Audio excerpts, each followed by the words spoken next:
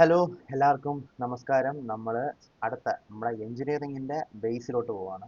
അപ്പം engineering mechanics എന്ന് പറഞ്ഞാൽ ഒരു പ്ലസ് വൺ പ്ലസ് ടു ലെവലിൽ നിന്ന് നമുക്കൊരു ട്രാൻസിഷൻ സ്റ്റേജ് ആയിരുന്നു. ഇത് നമ്മുടെ ശരിക്കുള്ള എഞ്ചിനീയറിംഗ് നമ്മൾ കാലെടുത്ത് വയ്ക്കുകയാണ് സ്ട്രെങ്ത് ഓഫ് മെറ്റീരിയൽസ്. ഈ strength of materials is very important because it act as base for many other chapters like design, machine design, പിന്നെ തിയറി ഓഫ് മെഷീൻസ്. ഇതിനകത്തെല്ലാം ഈ പറയുന്ന സ്ട്രെങ്ത് ഓഫ് മെറ്റീരിയൽസിന്റെ ആപ്ലിക്കേഷൻ വളരെ കൂടുതലാണ്. അപ്പം strength of materials is A very important and beautiful chapter. നമുക്ക് എങ്ങനെയാണ് നോക്കാം. അപ്പോൾ ഫസ്റ്റ് നമ്മൾ പഠിക്കാൻ പോകുന്ന ടോപ്പിക് സ്ട്രെസ്സസ് ആൻഡ് സ്ട്രെയിൻസ്. അതാണ് നമ്മൾ പഠിക്കാൻ പോകുന്നത്. അപ്പോൾ നമ്മൾ ആദ്യമേ തന്നെ പറഞ്ഞിട്ടുണ്ട്, റിജിഡ് ബോഡീസ് ആയി ഡീൽ ചെയ്യുന്ന സ്റ്റഡീസ് എല്ലാം നടത്തുന്നത് എഞ്ചിനീയറിംഗ് മെക്കാനിക്സിലായിരിക്കും. പക്ഷേ ഡിഫോമബിൾ ബോഡീസ് ആവുമ്പോൾ അതെന്താവും? അത് സോം ഓർ സ്ട്രെങ്ത് ഓഫ് മെറ്റീരിയൽസ് ആവും. ഇതിനെ നമുക്ക് മെക്കാനിക്സ് ഓഫ് സോളിഡ്സ് എന്ന് വിളിക്കാറുണ്ട്. ഓക്കെ, അപ്പോൾ ഇതിനകത്ത് പ്രത്യേകത വെച്ചാൽ ഒരു ബോഡി ഉണ്ടെന്ന് വെക്കുക. ഒരു ബോഡി ഉണ്ട്, ആ ബോഡിയിൽ പല ഫോഴ്സുകൾ ആക്ട് ചെയ്യുന്നുണ്ട്. റിജിഡ് ബോഡി ആണെങ്കിൽ എന്താ, ഈ എത്ര ഫോഴ്സ് ആക്ട് ചെയ്താലും ഈ രണ്ട് പോയിന്റുകൾ തമ്മിലുള്ള ഡിസ്റ്റൻസ് മാറില്ല. അതാണ് എഞ്ചിനീയറിംഗ് മെക്കാനിക്സ്. പക്ഷേ ആകുമ്പോൾ സംഭവിക്കും, ഈ ചേഞ്ച് ഉണ്ടാവും, ഡിഫോർമേഷൻസ് ഉണ്ടാവും, അതൊരു പ്ലാസ്റ്റിക് ആയിട്ട് ആക്ട് ചെയ്യും. അതിപ്പം നിങ്ങൾ വിചാരിക്കും ഒരു സ്പോഞ്ചിനും റബ്ബറിനും മാത്രമേ അങ്ങനെ പറ്റുള്ളൂ. അങ്ങനെയല്ല, സ്റ്റീലാണെങ്കിലും എന്താണെങ്കിലും ഇത്രയും കൂടുതൽ ഫോഴ്സ് കൊടുക്കണമെന്നേ ഉള്ളൂ, അതിനും ഡിസ്പ്ലേസ്മെന്റും ഡിഫോർമേഷൻസ് ഒക്കെ ഉണ്ടാവാറുണ്ട്. ഓക്കെ, അപ്പോൾ അതാണ് ബേസിക് സാധനം. ഇനി നമുക്കിതിനകത്ത് അറിയേണ്ട ഒരു വളരെ ഇമ്പോർട്ടൻറ്റ് കൺസെപ്റ്റ്, എന്താണ് സ്ട്രെസ് എന്നുള്ളൊരു കൺസെപ്റ്റ്. ഓക്കെ, നമുക്കൊരു ബാർ ഉണ്ട്, ഇത് കണക്കൊരു ബാർ ഉണ്ട്. ഈ ബാറിൽ ഞാൻ ഇവിടെയും ഒരു ഫോഴ്സ് അപ്ലൈ ചെയ്തുകൊണ്ടിരിക്കുകയാണ്. ഓക്കെ, ഇതിനൊരു ക്രോസ് സെക്ഷൻ ഏരിയ ഉണ്ട്, ആ ഏരിയയും പറയുന്നുണ്ട്, എ എന്ന് പറയുന്ന ഒരു ക്രോസ് സെക്ഷനുള്ള ഏരിയ ഉണ്ട്. അപ്പോൾ പല ആൾക്കാരും സ്ട്രെസ് എന്ന് പറഞ്ഞാൽ പി ബൈ എ എന്നങ്ങ് എഴുതും. എങ്ങനെ ചോദിച്ചാലും പി ബൈ എ സ്ട്രെസ് എന്നങ്ങ് എഴുതും. പക്ഷെ അങ്ങനെയല്ല. കാരണം ഈ ഫോഴ്സ് അല്ലെങ്കിൽ external applied force divide by area അല്ല stress. Okay, external applied force divided by area cross section അല്ല ഫോഴ്സ്, പകരം സംതിങ് എൽസ് ആണ്. പക്ഷെ റിസൾട്ട് വരുമ്പോഴത്തേക്ക് ഇങ്ങനെ ആയി മാറുന്നതാണ്. നമുക്ക് എങ്ങനെ നോക്കാം. അതായത് എൻ്റെ നമ്മളതെ ഇതേ ബാർ തന്നെ ഞാൻ എടുക്കുകയാണ്. ഇതേ ബാർ ഇങ്ങനെ ഫോഴ്സ് അപ്ലൈ ചെയ്തുകൊണ്ടിരിക്കുന്ന ബാറാണ്. പക്ഷെ നമ്മൾ മനസ്സിലാക്കേണ്ട കാര്യം, ഇതിന് ആക്സിലറേഷൻ ഇല്ല, ഇതിന് മൂവ്മെന്റ് ഇല്ല, ഇത് ഇക്വിലിബ്രിയത്തിലാണ്. ഇത് ഇക്വിലിബ്രിയത്തിലാണെങ്കിൽ ഇത് സ്റ്റേഷനറി ആണ്, ഇക്വിലിബ്രിയത്തിലാണ്. മനസ്സിലായില്ലേ? അപ്പോൾ പി അങ്ങോട്ടും ഇങ്ങോട്ടും ഇക്വലന്റ് ഓപ്പോസിറ്റ് അപ്ലൈ ചെയ്ത് കഴിഞ്ഞാൽ എന്തായാലും ഇത് സ്റ്റേഷനറി ആയിരിക്കും. ഇതിനകത്ത് ഡിഫോർമേഷൻ പോലുള്ള സംഭവങ്ങൾ ഉണ്ടാവും, പക്ഷെ ഇത് ഒരിക്കലും ആക്സിലേറ്റ് ചെയ്യുകയോ നെറ്റ് അൺബാലൻസ്ഡ് ഫോഴ്സ് ഉണ്ടാവുകയും ചെയ്യില്ല. അതുകൊണ്ട് തന്നെ നമുക്ക് പറയാം, ഇതിനകത്ത് എത്ര സെക്ഷൻ എടുത്താൽ, അതായത് ഞാൻ ഈ ഒരു ഈ ഒരു ബാറിനെ ഞാൻ ഈ ഒരു പോയിന്റ് വെച്ച് ഞാൻ കട്ട് ചെയ്തെന്ന് വെച്ചിട്ട് ഞാൻ ഈ ഒരു പോയിന്റിനെ മാത്രം അനലൈസ് ചെയ്യുക, അല്ലെങ്കിൽ ഈ ഒരു ഇതിനെ മാത്രം അനലൈസ് ചെയ്യുകയാണെങ്കിൽ, ഈ ഒരു പാർട്ടിനെ മാത്രം അനലൈസ് ചെയ്യുകയാണെങ്കിൽ അതും എന്തായാലും ഇക്വിലിബ്രിയത്തിലായിരിക്കും. വേറൊരു പോയിന്റ് കട്ട് ചെയ്തിട്ട് അനലൈസ് ചെയ്ത ഇക്വിലിബ്രിയത്തിലായിരിക്കും. ഈ രണ്ടാമത്തെ കട്ട് ചെയ്ത പാർട്ട് ഇക്വിലിബ്രിയത്തിലായിരിക്കും. ഇപ്പം ഒരു ബോഡി ഇക്വിലിബ്രിയത്തിലാണെങ്കിൽ അതിനകത്തുള്ള എല്ലാ സെക്ഷനുകളും, അല്ലെങ്കിൽ ഇതിനകത്ത് ഞാനിപ്പം ഇവിടെ ഒരു സെക്ഷൻ എടുത്തിട്ട് ആ ഒരു കൊച്ചു പീസ് മാത്രം എടുത്ത് അനലൈസ് ചെയ്താലും അതും അനങ്ങുന്നില്ല, അവിടെ നിൽക്കുകയാണ്. അപ്പുറത്തും ഇപ്പുറത്തോട്ടും സം സോർട്ട് ഓഫ് ഫോഴ്സും എല്ലാം ഉണ്ടാവും, പക്ഷെ അതും അനങ്ങുന്നില്ല. മനസ്സിലായില്ലേ? അപ്പം അവിടെയും ഒരു ഇക്വിലിബ്രിയമാണ് നമുക്ക് ഹാപ്പൻ ചെയ്യുന്നത്. അപ്പം അങ്ങനെയാണ് അതിൻ്റെ ഒരു കൺസെപ്റ്റ് വരുന്നത്. അപ്പം അതുകൊണ്ട് തന്നെ ഞാൻ എക്സ് എന്ന് പറയുന്ന സെക്ഷൻ എടുത്ത് കട്ട് ചെയ്താൽ എനിക്കിതിനെ രണ്ട് പീസായിട്ട് മാറ്റാലോ. ഫസ്റ്റ് പീസിനകത്ത് പി ലെഫ്റ്റിലോട്ട് കാണും, നമുക്ക് ഓൾറെഡി അറിയാം. പിന്നെ സം ഫോഴ്സ് F12 ഇങ്ങോട്ടും കാണും. പക്ഷെ ആ F12 എന്ന് പറഞ്ഞ ഫോഴ്സ് ഒരു പോയിന്റ് ലോഡ് ആയിരിക്കില്ല, കാരണം അത് മൊത്തം ഓരോ ഏരിയയിലുള്ള ഓരോ പോയിന്റ്സിനകത്തും ആ ഫോഴ്സ് ആക്ട് ചെയ്യുന്നുണ്ട്. ഓരോ പോയിന്റും കറസ്പോണ്ടിങ് പോയിന്റ്സുമായിട്ട് എന്തുവാ നല്ല ബോണ്ടായിട്ട് നിൽക്കുക. അപ്പം എന്ത് സംഭവിക്കും, ആ ഫോഴ്സ് ആക്ട് ചെയ്യുന്നത് പറഞ്ഞാൽ ആ ഒരു കംപ്ലീറ്റ് ഏരിയയിൽ ഒരു ഒരു എന്താ പറയാ ഒരു ഒരു എന്താ പറയാ ഒരു ഒരു ലോഡിങ് പോലെ, ഒരു എന്താ പറയാ ഒരു പോയിന്റ് ലോഡ് അല്ല, ഒരു ഏരിയയിലെ ലോഡ് പോലെ ആയിരിക്കും അത് ആക്ട് ചെയ്യുന്നത്. മനസ്സിലായില്ലേ? അതിന് നമുക്ക് വേണമെങ്കിൽ ഇന്റേണൽ ഫോഴ്സ് എന്ന് വിളിക്കാം. അതുപോലെ തന്നെ ഈ രണ്ടാമത്തെ സെക്ഷൻ എടുത്ത്, രണ്ടാമത്തെ സെക്ഷനകത്ത് ഈ പിയുടെ ഭാഗം ഇവിടെ ഉള്ളതുകൊണ്ട് തന്നെ ഈ ഒരു സെക്ഷനും ഇക്വിലിബ്രിയത്തിലായതുകൊണ്ട് തന്നെ ഈ ഒരു പോയിന്റിലും ആ ഒരു ഇന്റേണൽ ഫോഴ്സ് ആക്ട് ചെയ്യും. ഇനി ഈ രണ്ട് ഇന്റേണൽ ഫോഴ്സ് ഈക്വലും ആൻഡ് ഓപ്പോസിറ്റും ആയിരിക്കും. ഓക്കെ, അപ്പൊ അങ്ങനെയാണ് വരുന്നത്. മാത്രമല്ല ഈ എല്ലാ പോയിന്റ്സും ഇക്വിലിബ്രിയത്തിലുമായിരിക്കും. അതുകൊണ്ട് തന്നെ ഈ F12 എന്ന് പറഞ്ഞാൽ ഈ ഫോഴ്സുകളുടെ എല്ലാം കൂടെ ചേർന്ന ഒരു നെറ്റ് സം എന്ന് പറഞ്ഞാൽ നമ്മൾ ഈ അപ്ലൈ ചെയ്ത പോയിന്റിനോട് ഈക്വലന്റ് ആയിരിക്കും. ശരിക്കും സ്ട്രെസ് എന്ന് പറഞ്ഞാൽ എന്തെന്നറിയാമോ? ഈ പറയുന്ന internal force divide by area ആണ്. Internal force divide by area. പക്ഷേ ഇന്റേണൽ ഫോഴ്സ് എന്ന് പറയുന്നത് പി ഇക്വലന്റ് ആയതുകൊണ്ട് മാത്രമാണ് നമുക്ക് പി ബൈ എ നമുക്ക് എഴുതാൻ പറ്റുന്നത്. അപ്പോൾ ശരിക്കുള്ള സ്ട്രെസ് എന്ന് പറഞ്ഞതിനകത്തുള്ള ഇന്റേണൽ ഫോഴ്സുകൾ കാരണം ഉണ്ടാകുന്ന സാധനമാണ് ഇന്റേണൽ ഫോഴ്സ് ബൈ ഏരിയ ആണ്. ഇത് കൺസെപ്റ്റ് ആണ്. ഇതിന് വെറുതെ പി ബൈ എന്ന് പഠിച്ചാൽ പോലെ എന്ന് ചോദിച്ചാൽ പോരാ. കാരണം ഇതിനകത്ത് ഡീപ്പായിട്ട് ക്വസ്റ്റ്യൻസ് വരുന്ന ടോപ്പിക്കാണ്. ഡീപ്പായിട്ടുള്ള ക്വസ്റ്റ്യൻസ്, ഇത് കണക്കത്തെ ക്വസ്റ്റ്യൻസ് വരുന്ന ടോപ്പിക്. അതുകൊണ്ട് നമ്മൾ മനസ്സിലാക്കണം.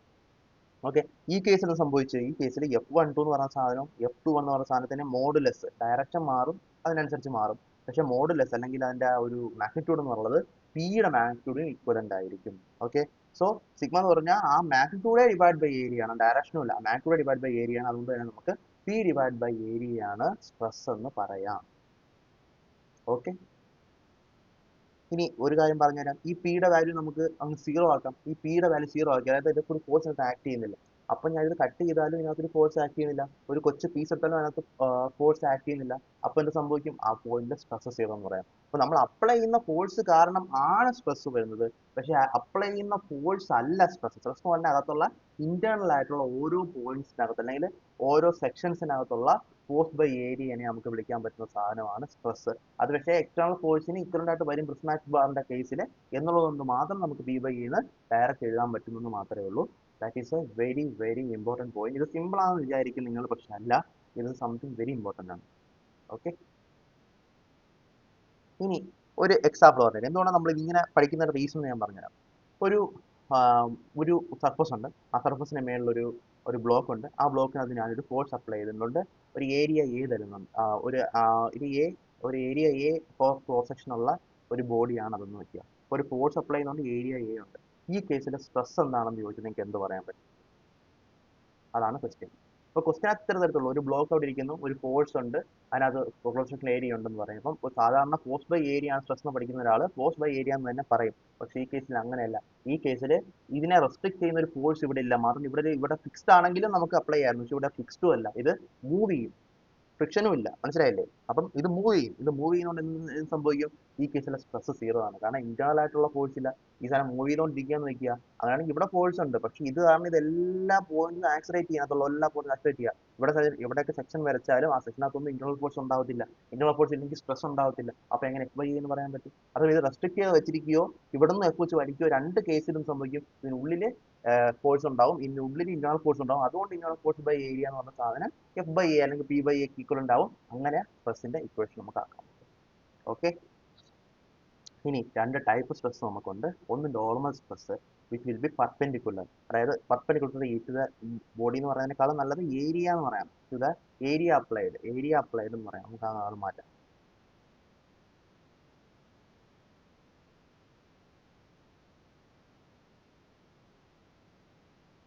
ഓക്കെ, അതേസമയം ഷിയർ സ്ട്രെസ് എന്ന് പറഞ്ഞാൽ ടാൻജൻഷ്യൽ ആയിരിക്കും. Tangential to the area applied, അതായത് ഈ ഒരു ക്രോസ് സെക്ഷൻ എടുത്തു കഴിഞ്ഞാൽ നോർമൽ സ്ട്രെസ് കിട്ടും. അതേസമയം ഇവിടെ ഇങ്ങനെ ഒരു റെക്ടാങ്കുലർ സെക്ഷൻ താഴെ ഒരു സർക്കിൾ എടുത്ത്, അല്ലെങ്കിൽ ഈ അപ്ലൈ ചെയ്യുന്ന ഫോഴ്സ് ഉണ്ടല്ലോ, ആ ഫോഴ്സ് അതേ ഡയറക്ഷനിൽ ഞാൻ ഇങ്ങനെ ഒരു ഏരിയ എടുത്തോ, ഇങ്ങനെ ഒരു സർക്കുലർ ഏരിയ എടുത്തു കഴിഞ്ഞാൽ നമുക്ക് അവിടെ ഷിയർ സ്ട്രെസ് എന്ന് പറയാൻ പറ്റും. അതായത് നമ്മൾ അപ്ലൈ ചെയ്യുന്ന ഫോഴ്സ് ഒന്നാണെങ്കിലും നമ്മൾ എടുക്കുന്ന ഏരിയയും കൂടി ഡിപ്പെൻഡ് ചെയ്തുകൊണ്ടാണ് സ്ട്രെസ് ഇരിക്കുന്നത്. ഓക്കെ, അപ്പോൾ സ്ട്രെസ് ഒരു പോയിന്റിൽ എപ്പോഴും കോൺസ്റ്റന്റ് പറയാനില്ല.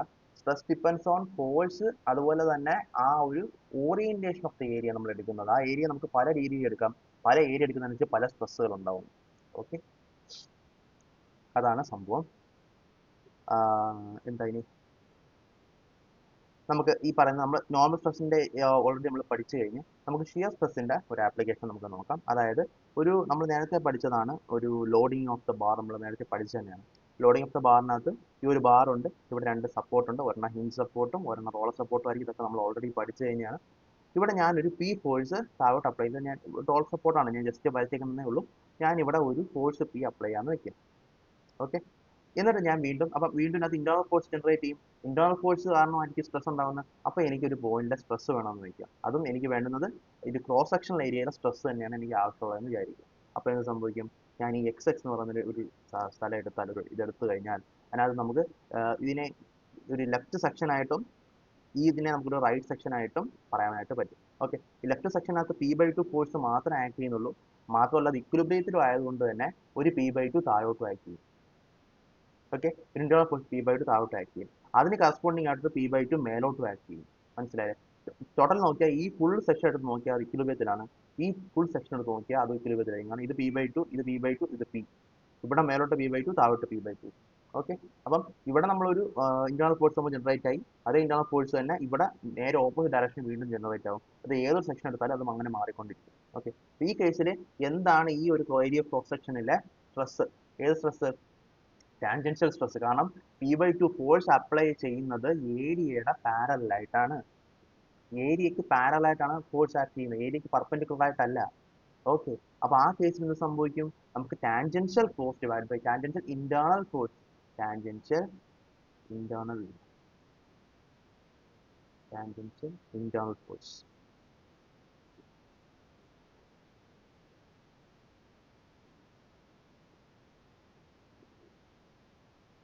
ഫോഴ്സ് ഡിവൈഡ് ബൈ ഏരിയ നമുക്ക് എഴുതാൻ പറ്റില്ലേ? അപ്പൊ അങ്ങനെ എഴുതാൻ പറ്റുമ്പോഴത്തേക്ക് നമുക്ക് എന്ത് പറയാം? അതിനെ P/2 tangential force divide by area എന്ന് പറഞ്ഞാൽ ഇത് തന്നെയാണ്, ഈ ഒരു ക്രോസ് സെക്ഷനാണ് ഏരിയ, ആ എ തന്നെ വരും P/2 divide by A. Okay, അപ്പൊ അങ്ങനെയാണ് നമുക്ക് പറയാൻ പറ്റുന്നത്. ഈ കേസിൽ ഞാൻ ഇങ്ങനെ ഒരു ഏരിയ അസ്യൂം ചെയ്യുന്നു വെക്കുക, ഞാൻ ഇതിനെ ഇങ്ങനെ ഒരു സെക്ഷൻ കട്ട് ചെയ്തു, ഇങ്ങനെ ഒരു സെക്ഷൻ കട്ട് ചെയ്തിട്ട് അങ്ങനെ ഒരു ഏരിയ ഞാൻ അസ്യൂം ചെയ്ത് കഴിഞ്ഞാൽ തീർച്ചയായിട്ടും സ്റ്റിയർ സ്ട്രെസ് എടുത്തു കഴിഞ്ഞാൽ അത് 0 തന്നെ ആയിരിക്കും. പക്ഷെ ടാൻജൻഷ്യൽ ടാൻജൻഷ്യൽ സ്ട്രെസ് എന്ന് പറഞ്ഞാൽ 0 തന്നെ ആയിരിക്കും. ടാൻജൻഷ്യൽ സ്ട്രെസ് തന്നെ ഷിയർ സ്ട്രെസ്, മറ്റേ ടെൻസൈൽ സ്ട്രെസ് എന്ന് പറഞ്ഞു കഴിഞ്ഞാൽ അതിനൊരു വാല്യൂ ഉണ്ടാകും. അത് നമ്മൾ ഏരിയ എടുക്കുന്നതിനനുസരിച്ചിരിക്കും. നമ്മൾ കൂടുതലായിട്ട് ഒരു പ്രിസ്മാറ്റിക് ബാറിന് ഇങ്ങനത്തെ ഏരിയ എടുക്കുന്നതുകൊണ്ടാണ് നമ്മൾ ഇങ്ങനെ ഫോഴ്സ് വരിക്കുമ്പോഴത്തേക്ക് അവിടെ ടെൻസൈൽ സ്ട്രെസ് ഉണ്ടെന്നും ഇങ്ങനത്തെ ലോഡുകൾ അപ്ലൈ ചെയ്യുമ്പോഴത്തേക്ക് നമ്മൾ അവിടെ ടാൻജൻഷ്യൽ സ്ട്രെസ് അല്ലെന്നുണ്ടെങ്കിൽ ഷിയർ സ്ട്രെസ് ഉണ്ടെന്ന് നമ്മൾ പറയുകയും ചെയ്യുന്നത് അതുകൊണ്ടാണ്. ഓക്കെ, അടുത്തത് സ്ട്രെസ് വെക്ടർ ആണോ അതോ ടെൻസർ ആണോ? അതൊരു ഇമ്പോർട്ടൻറ്റ് ക്വസ്റ്റ്യൻ ആണ്. അപ്പം നിങ്ങൾക്ക് ഒന്ന് പറഞ്ഞു നോക്കൂ, സ്ട്രെസ് എന്ന് പറഞ്ഞാൽ വെക്ടർ ക്വാണ്ടിറ്റി ആണോ ടെൻസർ ക്വാണ്ടിറ്റി ആണോ? സ്ട്രെസ് എപ്പോഴും ടെൻസർ ക്വാണ്ടിറ്റി ആണ്. അത് നിങ്ങൾക്ക് ഓൾറെഡി അറിയാമായിരിക്കും. പക്ഷേ എന്തുകൊണ്ടാണ് സ്ട്രെസ് ടെൻസർ ക്വാണ്ടിറ്റി എന്നുള്ളതെന്ന് മനസ്സിലാക്കണം. നമുക്ക് ഒരു വെക്ടർ, ഒരു സാധനം വെക്ടർ ആവണമെന്നുണ്ടെങ്കിൽ അതിന് മാഗ്നിറ്റ്യൂഡ് ഉണ്ടാവണം, ഡയറക്ഷൻ ഉണ്ടാവണം, must follow parallelogram law of addition. പക്ഷേ സ്ട്രെസ്സിന് ഈ parallelogram of law of addition work out ആവില്ല. അതുകൊണ്ട് തന്നെ അത് വെക്ടർ അല്ല, അത് ടെൻസർ ആണ്. മാത്രമല്ല ഓറിയന്റേഷനുമായിട്ട് ഡിപ്പെൻഡ് ചെയ്യുന്നുണ്ട്, അതുകൊണ്ട് തന്നെ ടെൻസർ എന്ന് വിളിക്കാറുണ്ട്. അതായത് ഞാൻ നേരത്തെ പറഞ്ഞു, ഏരിയയുടെ ഓറിയന്റേഷനെ ഡിപ്പെൻഡ് ചെയ്തുകൊണ്ട് സ്ട്രെസ് ഒരേ സ്ഥലത്ത് ഒരേ പോയിന്റിൽ മാറിക്കൊണ്ടിരിക്കുകയാണ്. അതുകൊണ്ടാണ് നമുക്ക് എന്താ പറയാൻ പറ്റുക, അത് ടെൻസർ ആണെന്ന് പറയാൻ പറ്റുക. അത് വേറൊരു കാര്യം, ഇത് വേറൊരു കാര്യം. രണ്ടും ഇമ്പോർട്ടൻ്റ് ആണ്.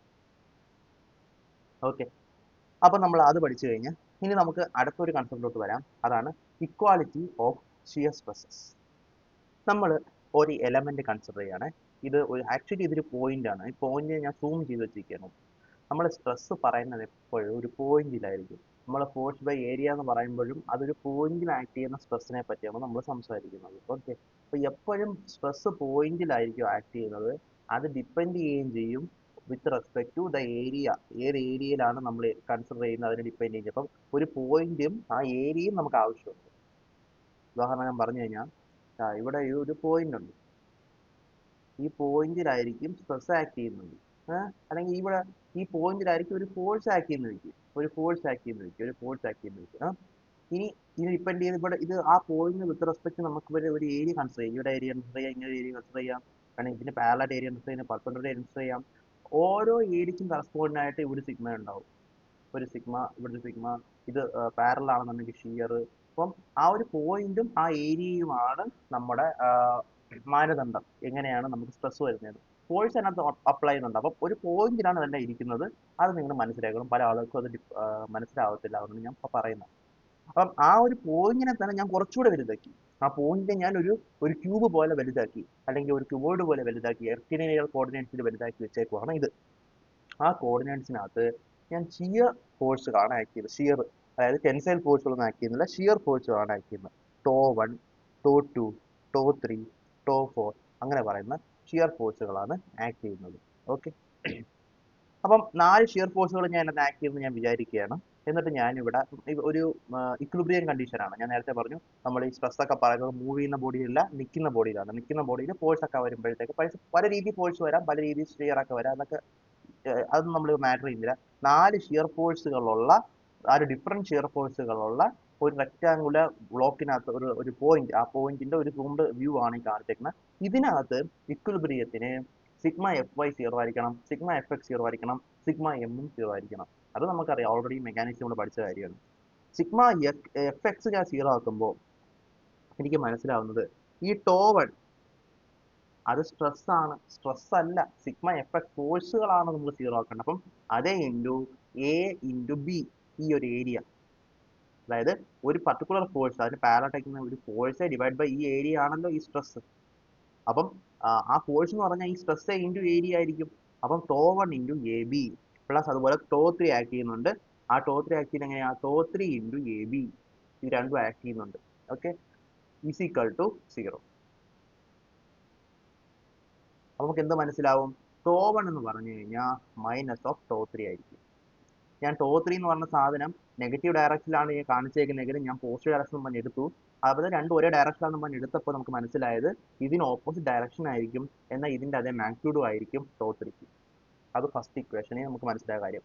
അതുപോലെ എഫ് വൈയിൽ ചെയ്ത് കഴിഞ്ഞാൽ നമുക്ക് മനസ്സിലാവും tau 2 is equal to minus tau 4. അതായത് ഇതിൻ്റെ അർത്ഥം രണ്ടും ഞാൻ ഈ ഡയറക്ഷനിലാണ് ഫോഴ്സിന് അസ്യൂം ചെയ്താണ് എടുക്കുന്നത്. ഇത് ഇങ്ങോട്ടാണ്, ഇത് മേലോട്ടാണെന്ന് അസ്യൂം ചെയ്യുകയാണെന്ന് ഞാൻ ഇവിടെ പ്ലസ് ഇട്ടേക്കുന്നത്. ഇവിടെ മൈനസ് ഇട്ടാൽ ടോ 2 ഈസ് ടോ 4 എന്ന് തന്നെ വരും. പക്ഷേ tau 2 into B C plus tau 4 into B C is equal to 0. അപ്പോൾ ടോ 2 എന്ന് പറഞ്ഞാൽ മൈനസ് ടോ 4. കാരണം ഇത് മനസ്സിലാക്കാനാണ്. ടോ 1ന് നെഗറ്റീവ് ഈക്വലൻ്റ് ഓപ്പോസിറ്റ് ആയിരിക്കും ടോ 3, ടോ 2ന് ഈക്വലൻ്റ് ഓപ്പോസിറ്റ് ആയിരിക്കും ടോ 4. അത് മനസ്സിലാക്കാനാണ്. അപ്പം ഞാൻ സൈൻ കൺവെൻഷൻ ഉപയോഗിച്ചേക്കുന്നത് എപ്പോഴും മേലോട്ടാണ്. ഇത് മേലോട്ടാണ്, ഇവിടെ മേലോട്ടാണെന്നുള്ള രീതിക്ക് സൈൻ കൺവെൻഷൻ, ഇത് മേലോട്ടാണ്, ഇത് മേലോട്ടാണെന്നുള്ള രീതിക്ക് സൈൻ കൺവെൻഷൻ ഉപയോഗിച്ചേക്കുന്നത്.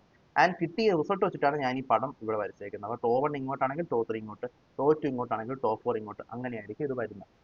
ഓക്കെ, അതുപോലെ തന്നെ നമുക്ക് ഒരു പോയിന്റ് ഉണ്ട്, sigma M is equal to 0. ഇതാണ് ഒറിജിൻ. ഈ ഒരു സൈഡിന്റെ ആ നടുക്കത്തെ പോയിന്റ് ഇവിടെയാണ് ഒറിജിൻ എന്ന് വെക്കുക. അപ്പം ഇതാണ് ഒറിജിൻ എങ്കിൽ ആ പോയിന്റിലെ മൊമെന്റ് 0, നെറ്റ് മൊമെന്റ് 0 ആയിരിക്കും. അപ്പം എനിക്ക് എന്ത് പറയാം? ടോ 3 ഇൻറ്റു എ ബി എന്ന് പറഞ്ഞാൽ ആ ഒരു ഫോഴ്സിന് ഇവിടെ മൊമെന്റ് ഇല്ല, കാരണം ഇത് ഈ ലൈൻ ഓഫ് ആക്ഷൻ ആക്ട് ചെയ്യുന്നത്. ഈ ഫോഴ്സും ആ ലൈൻ ഓഫ് ആക്ഷനെ ആക്ട് ചെയ്യുന്നത്.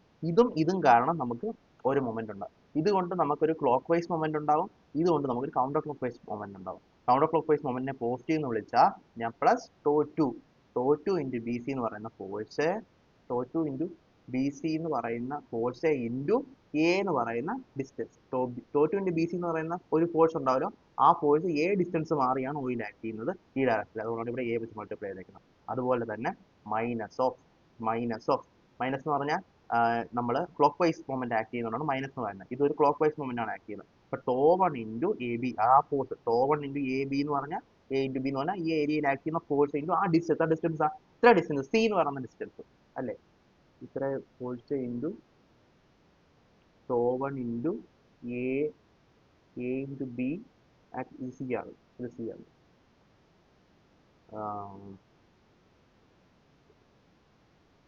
C distance into C distance അതാണ് ആ മൊമെന്റ്. അപ്പം ഇതുകൊണ്ടുണ്ടാവുന്ന ഇങ്ങോട്ടുള്ള മൊമെന്റും കൂടെ ഞാൻ സബ്ട്രാക്ട് ചെയ്ത് ഈക്വൽ ടു 0 നമുക്ക് വിളിക്കാൻ പറ്റും, കാരണം it is in equilibrium and moment of at a point O is equal to 0. അങ്ങനെ അതിൽ നിന്ന് നമുക്ക് മനസ്സിലാവും tau 2 into A B C is equal to tau 1 into A B C. അത് നമുക്ക് എന്ത് മനസ്സിലാക്കാൻ പറ്റും? ടോ 1ഉം ടോ 2ഉം ഈക്വൽ ആയിരിക്കും. മാഗ്നിറ്റ്യൂഡാണ് ഈക്വൽ ആയിരിക്കും. ഓക്കെ, കാരണം ഇതുകൊണ്ട് ഇങ്ങോട്ടും വരുമ്പോൾ ടോ 1ഉം ടോ 2ന്റെ മാഗ്നിറ്റ്യൂഡ് ഈക്വൽ ആയിരിക്കും. അപ്പോൾ നമുക്ക് മനസ്സിലാക്കാൻ പറ്റുന്ന കാര്യം എന്താ? ഇവിടെ നോക്ക്, ടോ 1ഉം ടോ 2 ഈക്വൽ, ടോ 1ഉം tau 3 equal and opposite, tau 2ഉം ടോ 4 ഈക്വൽ ആൻഡ് ഓപ്പോസിറ്റ്. അപ്പോൾ നമുക്ക് എന്ത് മനസ്സിലാക്കാൻ പറ്റും? എല്ലാ വാല്യൂവും ടോ തന്നെ ആയിരിക്കും, മാഗ്നിറ്റ്യൂഡ് ടോ തന്നെ ആയിരിക്കും. അടുത്തടുത്തുള്ള രണ്ടെണ്ണം ഇങ്ങനെ വരും, അടുത്ത വേറെ രണ്ടെണ്ണം ഇങ്ങനെ വരും. ഇനി നമ്മൾ സ്ട്രെസ് ടെൻസർ ഡിഫൈൻ ചെയ്യാൻ പോകണം. അതിൻ്റെ അർത്ഥം ഒന്നുമില്ല. ഇത്രയും നേരം നമ്മൾ ഫിസിക്സ് സംസാരിച്ച്, ഇത്രയും നേരം നമ്മൾ എഞ്ചിനീയറിംഗ് സംസാരിച്ച്, ഇനി നമ്മൾ ഇതിനെ ഒരു മാത്തമാറ്റിക്സിലോട്ട് കൺവേർട്ട് ചെയ്യുന്ന അത്രയേ ഉള്ളൂ. അതായത് ആ ഒരു പോയിന്റിനെ നമ്മൾ മാത്തമാറ്റിക്സിലോട്ട് കൺവേർട്ട് ചെയ്യും for easy understanding, for easy analysis etcetera using mathematics. അപ്പം അതിനുവേണ്ടി നമുക്ക് കുറച്ച് കാര്യങ്ങൾ ഡിഫൈൻ ചെയ്യണം. ആദ്യം ഒന്ന്, നമ്മൾ നേരത്തെ പറഞ്ഞു ഒരു കോഴ്സ് ഉണ്ട്, അതിന് പാരലൽ ഏരിയ, അത് പെർപെൻഡിക്കുലർ ഏരിയ, പാരലൽ ഏരിയ പറഞ്ഞു, അങ്ങനെയൊക്കെ നമ്മൾ പറഞ്ഞു. അപ്പോൾ നമ്മൾ അതിന് പെർപെൻഡിക്കുലർ പാരലൽ ഏരിയ എന്നൊക്കെ പറയുന്നത്. നമുക്ക് കൃത്യമായിട്ട് ഏരിയകൾ ഡിഫൈൻ ചെയ്യണം, എക്സിലും വൈയിലും ഈ സൈഡിലും ആദ്യം. അപ്പോൾ അതിനുവേണ്ടി എന്ത് ചെയ്യാൻ പറ്റും? എക്സ് ഡയറക്ഷനിന് പെർപെൻഡിക്കുലർ ആയിട്ടുള്ള ഏരിയകളെല്ലാം എക്സ് ഏരിയാസ് എന്ന് പറയും, വേണമെങ്കിൽ എക്സ് സ്പേസസ് എന്ന് പറയാം, എക്സ് പ്ലെയിൻസ് എന്ന് പറയാം. മനസ്സിലായോ? അതുപോലെ വൈക്ക് പെർപെൻഡിക്കുലർ ആയിട്ടുള്ള ഈ എല്ലാ ഏരിയകളും അല്ലെങ്കിൽ എല്ലാ പ്ലെയിനുകളും നമുക്ക് വൈ പ്ലെയിൻ എന്നോ അല്ലെങ്കിൽ വൈ ഏരിയ എന്നോ ഒക്കെ നമുക്ക് പറയാം. ഓക്കെ, അതാണ് നമുക്ക് different face, X face, Y face, Z face. അപ്പം എക്സ് ഫേസ് ഇവിടെ ഉണ്ടെങ്കിൽ എൻ്റെ ബാക്കിൽ വേറൊരു എക്സ് ഫേസും ഉണ്ടായിരിക്കും, അത് -x ആയിരിക്കും അതിൻ്റെ ഡയറക്ഷൻ. ബട്ട് സ്റ്റിൽ അത് നമുക്ക് എക്സ് ഫേസുകൾ എന്ന് പറയാം. അങ്ങനെ നമുക്ക് ഡിഫറെൻറ്റ് ഫേസുകൾ ആദ്യം പറയാൻ പറ്റും. ഇനി അടുത്ത ഡയറക്ഷൻ എന്ന് പറഞ്ഞാൽ എന്താ? X direction, Y direction and Z direction. അതാണ് ഡയറക്ഷൻ. അപ്പോൾ ഫേസുകൾ നമുക്ക് മനസ്സിലായി. എക്സിന് പാരലൽ ആയിട്ടുള്ള എക്സിന് പെർപെൻഡിക്കുലർ ആയിട്ടുള്ള പ്ലെയിൻ ഫേസുകളെല്ലാം നമുക്ക് എക്സ് ഫേസ് എന്ന് പറയാം. എക്സ് ഡയറക്ഷനോട്ട് പോണതിനല്ല എക്സ് ഡയറക്ഷൻ എന്നും പറയാം. അതുപോലെ തന്നെ വൈയിലും ഇസഡിലും നമുക്ക് പറയാൻ പറ്റും. ഓക്കെ. ഇനി നമ്മൾ ഒരു പോയിന്റിലെ സ്ട്രെസ് നമ്മൾ പറയുമ്പോൾ നമ്മൾ അത് മാത്തമാറ്റിക്കൽ രീതിയിൽ പറയുമ്പോൾ നമ്മൾ ആദ്യം പ്ലെയിനും പിന്നെ ഡയറക്ഷനുമാണ് പറയുന്നത്.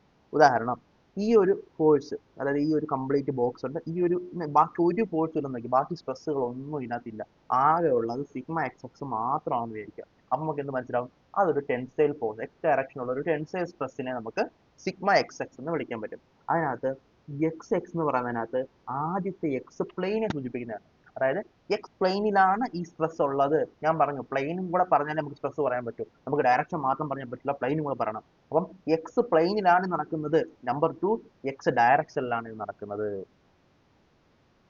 ഓക്കെ. ഇനി അടുത്തത് ഞാൻ പറയുന്നത് ഈ ടോ വൈ എക്സ് മാത്രമേ ഉള്ളൂ, വേറെ ഒന്നുമില്ല. ടോ വൈ എക്സ് മാത്രമേ. ടോ വൈ എക്സ് ഉണ്ടെങ്കിൽ ഓട്ടോമാറ്റിക്കായിട്ട് ടോ എക്സ് വൈ ഒക്കെ വരും, അത് നമുക്കറിയാം. പക്ഷെ സ്റ്റിൽ ടോ വൈ എക്സ് മാത്രമേ ഉള്ളൂ എന്ന് വിചാരിക്കുക. അങ്ങനെയാണെന്നുണ്ടെങ്കിൽ നമുക്ക് പറയാൻ പറ്റും y എന്ന് പറയുന്ന പ്ലെയിനില്, അതായത് y ഡയറക്ഷന് പെർപെൻഡിക്കുലർ ആയിട്ടുള്ള പ്ലെയിനില് എക്സ് ഡയറക്ഷനിലാണ് ഈ സ്ട്രെസ് ആക്ട് ചെയ്യുന്നത്. അതാണ് ടോ വൈ എക്സ്. സി, അത്രേ ഉള്ളൂ. ഫസ്റ്റ് പ്ലെയിന് ദെൻ ഡയറക്ഷൻ. അങ്ങനെയാണ് ഇതിന്റെ ഓരോ കൺസെപ്റ്റുകൾ മാച്ച് ആയിട്ട് നിൽക്കുന്നത്. മനസ്സിലായോ? മനസ്സിലായോ? മനസ്സിലായോ? അത്രേ ഉള്ളൂ. അപ്പം ഇതെല്ലാം കൂടെ ഒരു പ്ലെയിനിൽ അല്ലെങ്കിൽ ഒരു പോയിന്റിൽ കാർട്ടീഷ്യൻ കോർഡിനേറ്റ്സിലെ ഒരു പോയിന്റിൽ ആക്ട് ചെയ്യാൻ പറ്റുന്ന സ്ട്രെസ്സുകളുടെ എല്ലാം സമ്മായിട്ട് നമ്മൾ ഒരു ടെൻസർ നമ്മൾ എഴുതും, ഒരു മെട്രിക്സ് നമ്മൾ എഴുതും. അതിനെ നമ്മൾ സ്ട്രെസ് ടെൻസർ എന്ന് വിളിക്കും. അത് ഇങ്ങനെ ഇരിക്കും. അതായത് സിഗ്മ എക്സ് എക്സ് ടെൻസൈല്, ഇത് sigma Y Y, Y directional tensile, sigma Z Z, Z directional tensile. അത് മൂന്നെണ്ണം ആദ്യം എഴുതും. ടോ എക്സ് വൈ, അതുപോലെ tau Y X. Tau X Y എന്ന് ഇങ്ങനെയാണ് ഇത്, സോറി, ടോ എക്സ് വൈ എന്ന് പറഞ്ഞാൽ ഇങ്ങനെ, ടോ വൈ എക്സ് എന്ന് പറഞ്ഞാൽ ഇങ്ങനെ. അതുപോലെ തന്നെ tau Z Y, tau Y Z. അങ്ങനെ നമുക്ക് ഇത്രയെണ്ണമുള്ള ഒരു ഒരു സ്ട്രെസ് ടെൻസർ നമുക്ക് ഡിഫൈൻ ചെയ്ത് മനസ്സിലാക്കി വെക്കാൻ വേണ്ടി നമുക്ക് സാധിക്കും. ഓക്കെ. ഈ സിഗ്മ എക്സസ് ഇവിടെ ഉള്ളതുകൊണ്ട് ഇതിന് ഓപ്പോസിറ്റ് ആയിട്ട് ബാക്കിൽ ഒരു സിഗ്മ എക്സസ് ഉണ്ടാവും. ഓക്കെ. ഈ ഇവിടെ ടോ എക്സ് വൈ ഉള്ളതുകൊണ്ട് തന്നെ ഇതിന് തൊട്ട് ബാക്കിൽ ഒരു മൈനസ് ടോ എക്സ് വൈ ഉണ്ടാവും.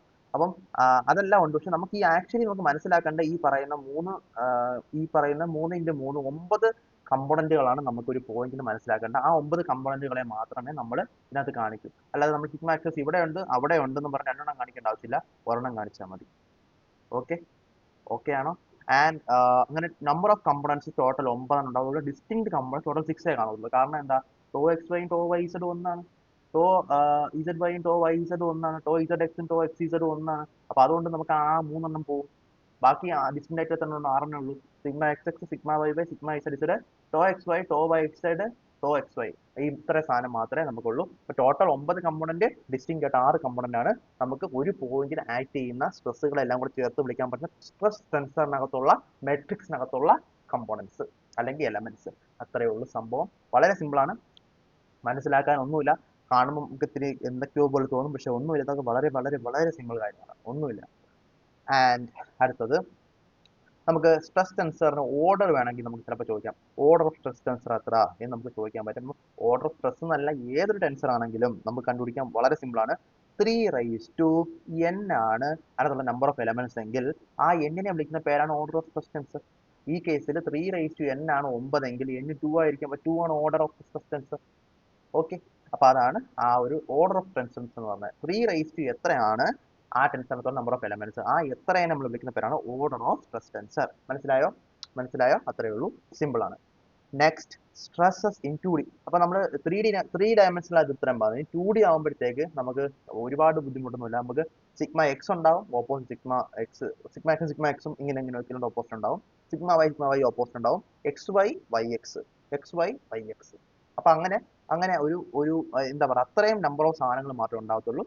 2 ഡയമെൻഷൻ ആകുമ്പോൾ 3 ഡയമെൻഷൻ ഇസഡ് എന്ന് പറയുന്ന വാല്യൂവേ ഇല്ലാത്തൊരു അവസ്ഥയായിട്ട് മാറും. അപ്പൊ ആ ഒരു കേസിൽ നമുക്ക് സ്ട്രെസ് ടെൻസറിനെ നമുക്ക് ഇങ്ങനെ സിമ്പിൾ ആയിട്ട് sigma X tau X Y tau Y X sigma Y നമുക്ക് വിളിക്കാനായിട്ട് പറ്റും. ഇത് നമുക്ക് ഭാവിയിൽ മോർ സർക്കിളൊക്കെ പഠിക്കുമ്പോൾ അവിടെ നമുക്ക് ഇമ്പോർട്ടൻ്റ് ആവുന്ന ഒരു സാധനമാണ്. സോ ഇത് നമ്മൾ ഓർത്ത് വെച്ചിരിക്കുക. 2 ഡയമെൻഷനൽ സാധനത്തിൽ 2 ഡയമെൻഷനൽ പ്ലെയിനിൽ എങ്ങനെയാണ് നമ്മൾ സ്ട്രെസ് ടെൻസർ എഴുതുന്നതെന്ന് വിചാരിക്കുന്നത്, എങ്ങനെയാണ് നമ്മൾ പറയുന്നത്. ഓക്കെ. അപ്പൊ അതാണ് സംഭവം. ആൻഡ് ടോട്ടൽ 4 കമ്പോണൻസ് ആയിരിക്കും ഉണ്ടായിരിക്കുന്നത്. അത് ഡിസ്റ്റിങ്ക്ട് 3 ഉണ്ടാവും. കാരണം ഇതും ഉണ്ട്. ഇതിന്റെ ഓപ്പോസിറ്റ് ആയിരിക്കും ഇത്. ഇതിന്റെ ഈക്വൽ മാഗ്നിറ്റ്യൂഡ് ഈക്വൽ മാഗ്നിറ്റ്യൂഡിന്റെ ഓപ്പോസിറ്റ് ആയിരിക്കും ഇത്. അതുകൊണ്ട് നമുക്ക് ഇത് എഴുതേണ്ട കാര്യമില്ല. ഈ 4 total components, 3 distinct components. Okay, അപ്പൊ അതാണ് സ്ട്രെസ് ടെൻസറിന്റെ കൺസെപ്റ്റ്.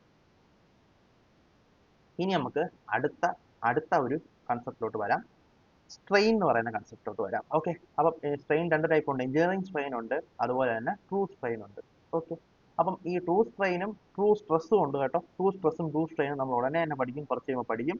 ഇപ്പോൾ തൽക്കാലം നമുക്ക് എഞ്ചിനീയറിംഗ് സ്ട്രെസ് ആണ് നമ്മൾ നേരത്തെ പഠിച്ചത്, അതുപോലെ എഞ്ചിനീയറിംഗ് സ്ട്രെയിനെ നമുക്ക് കോൺസെൻട്രേറ്റ് ചെയ്യാം. എഞ്ചിനീയറിംഗ് സ്ട്രെയിൻ വീണ്ടും പഴയ പോലെ തന്നെ ഒരു മാറ്റവും ഇല്ലടേ.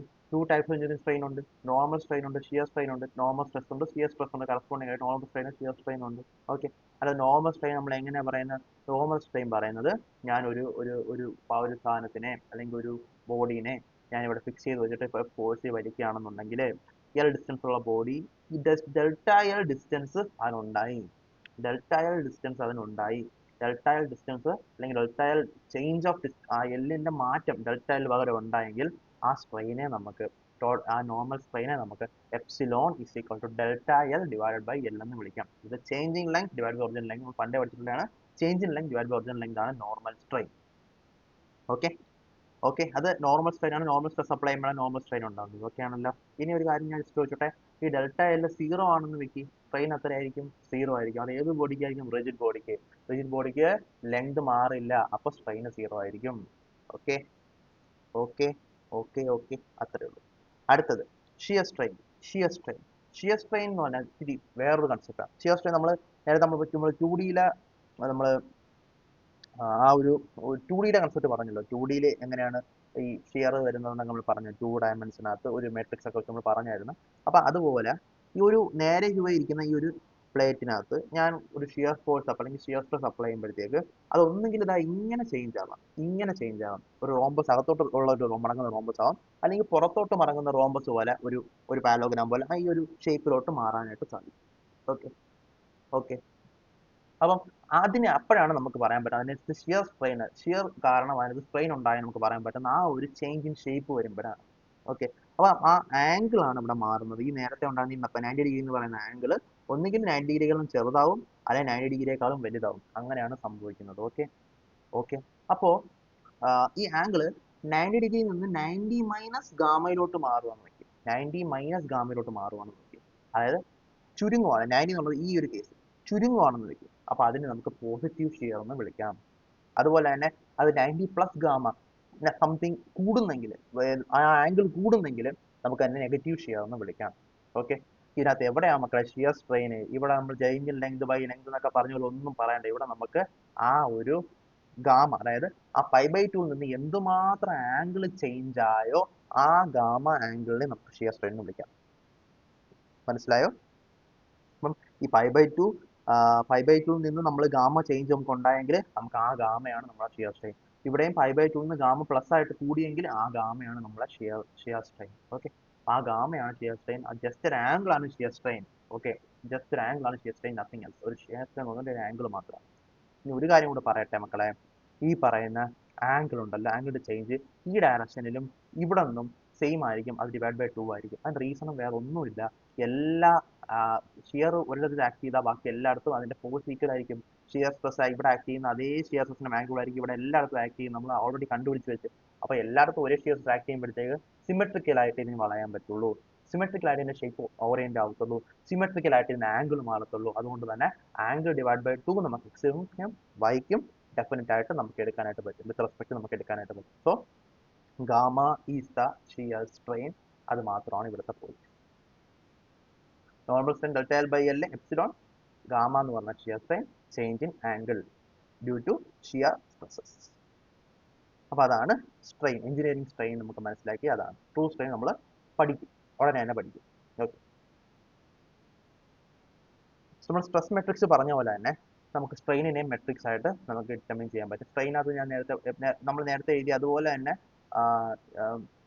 ഈ പറഞ്ഞ എക്സ് വൈ ഇസഡിലുള്ള സ്ട്രെയിനുകളും gamma X y gamma y x എന്നൊക്കെ പറയുന്ന സ്ട്രെയിനുകളായിരിക്കും. പക്ഷെ ഒരു ചെറിയ ചേഞ്ച് നമുക്കുള്ളതെന്ന് വെച്ചാൽ ഈ നേരത്തെ കേസ് നമ്മൾ നോക്കിക്കഴിഞ്ഞാൽ നമുക്ക് മനസ്സിലാവും ഇത് ടോ എക്സ് വൈ, ഇതും ടോ വൈ എക്സ് തന്നെയാണ്. പക്ഷെ ഇവിടെ അങ്ങനെയല്ല. ഇവിടെ gamma X Y divide by 2, കാരണം എക്സ് അതിനുമായിട്ട് ബന്ധപ്പെട്ട് എത്രമാത്രം മാറി, ഇതിന് മാത്രം എത്ര മാത്രം മാറിയത് ടോട്ടൽ ആംഗിൾസ് അല്ല നമ്മൾ എടുക്കുന്നത്, ഹാഫ് ആംഗിൾസ് വെച്ചിട്ടാണ് നമ്മൾ എടുക്കുന്നത്. അത് മാത്രമാണ് സ്ട്രെയിൻ മെട്രിക്സിലുള്ള ഒരു ഡിഫറൻസ്, ബാക്കിയെല്ലാം സെയിം തന്നെയാണ്. മനസ്സിലായോ? മനസ്സിലായോ? മനസ്സിലായോ? ഇത്രയേ ഉള്ളൂ, സിമ്പിൾ ആണ്. ഇനി നമുക്ക് മാത്തമാറ്റിക്കൽ ആയിട്ട് നമുക്ക് സ്ട്രെയിനെ ഡിഫൈൻ ചെയ്യാൻ നമുക്ക് നോക്കാം, അതും കൂടെ നമുക്ക് നോക്കാം. If U V and W are the three small displacement components in x, y, z direction respectively, then അതായത് ഒരു ബോഡി ഉണ്ട്, ആ ബോഡിയിൽ എക്സ് വൈ ഇസഡ് എന്ന് പറഞ്ഞ 3 ഡയറക്ഷൻ ഉണ്ട്. ഈ 3 ഡയറക്ഷനിലും എക്സ് ഡയറക്ഷന്റെ യു ഡിസ്പ്ലേസ്മെന്റ്, വൈ ഡയറക്ഷനിൽ വി എന്ന് പറഞ്ഞൊരു സ്മോൾ ഡിസ്പ്ലേസ്മെന്റ്, ഇസഡ് ഡയറക്ഷനിൽ ഡബ്ല്യു എന്ന് പറഞ്ഞ സ്മോൾ ഡിസ്പ്ലേസ്മെന്റ്, അങ്ങനെ യു വി ഡബ്ല്യു എക്സ് വൈ ഇസഡിന്റെ ഫോമിൽ ഫംഗ്ഷനായിട്ട് നമുക്ക് എഴുതാൻ പറ്റുന്ന രീതിയിൽ സ്മോൾ ഡിസ്പ്ലേസ്മെന്റ്സ് നമുക്കുണ്ടായാൽ, അങ്ങനെ 3 ഡിസ്പ്ലേസ്മെന്റ്സ് ഒക്കെ ഉണ്ടെങ്കിൽ നമുക്ക് അതിൽ നിന്ന് നമുക്ക് എപ്സിലോൺ എക്സും എപ്സിലോൺ വൈയും എപ്സിലോൺ ഇസഡും ഗാമ എക്സ് വൈയും ഗാമ വൈ ഇസഡും ഗാമ എക്സ് വൈ ഒക്കെ കണ്ടുപിടിക്കാം. അതായത് ഈ പറയുന്ന സ്ട്രെയിൻ മെട്രിക്സിലുള്ള കമ്പോണൻസിനെ എല്ലാം നമുക്ക് കണ്ടുപിടിക്കാനായിട്ട് പറ്റും. എങ്ങനെ കണ്ടുപിടിക്കും? എപ്സിലോൺ എക്സ് എന്ന് പറഞ്ഞാൽ partial derivative of U with respect to partial derivative of X. Partial derivative എന്ന് പറഞ്ഞാൽ ഒന്നുമില്ല, വളരെ സിമ്പിൾ ആണ്. ഇപ്പം ഞാനിപ്പം എഴുതുകയാണ് എക്സ് വൈ എന്ന് പറയുന്ന സാധനം, ഞാൻ ടോട്ടൽ ഡെറിവേറ്റീവ് എടുക്കുകയാണ് വിത്ത് റെസ്പെക്ട് ടു എക്സ് എടുക്കാൻ പറ്റും. അപ്പോൾ എന്ത് സംഭവിക്കും? First function into derivative of second function D Y by D X plus second function into derivative first function D X by D X 1 തന്നെയാണ്. അപ്പം ഇങ്ങനെ നമുക്ക് വരും.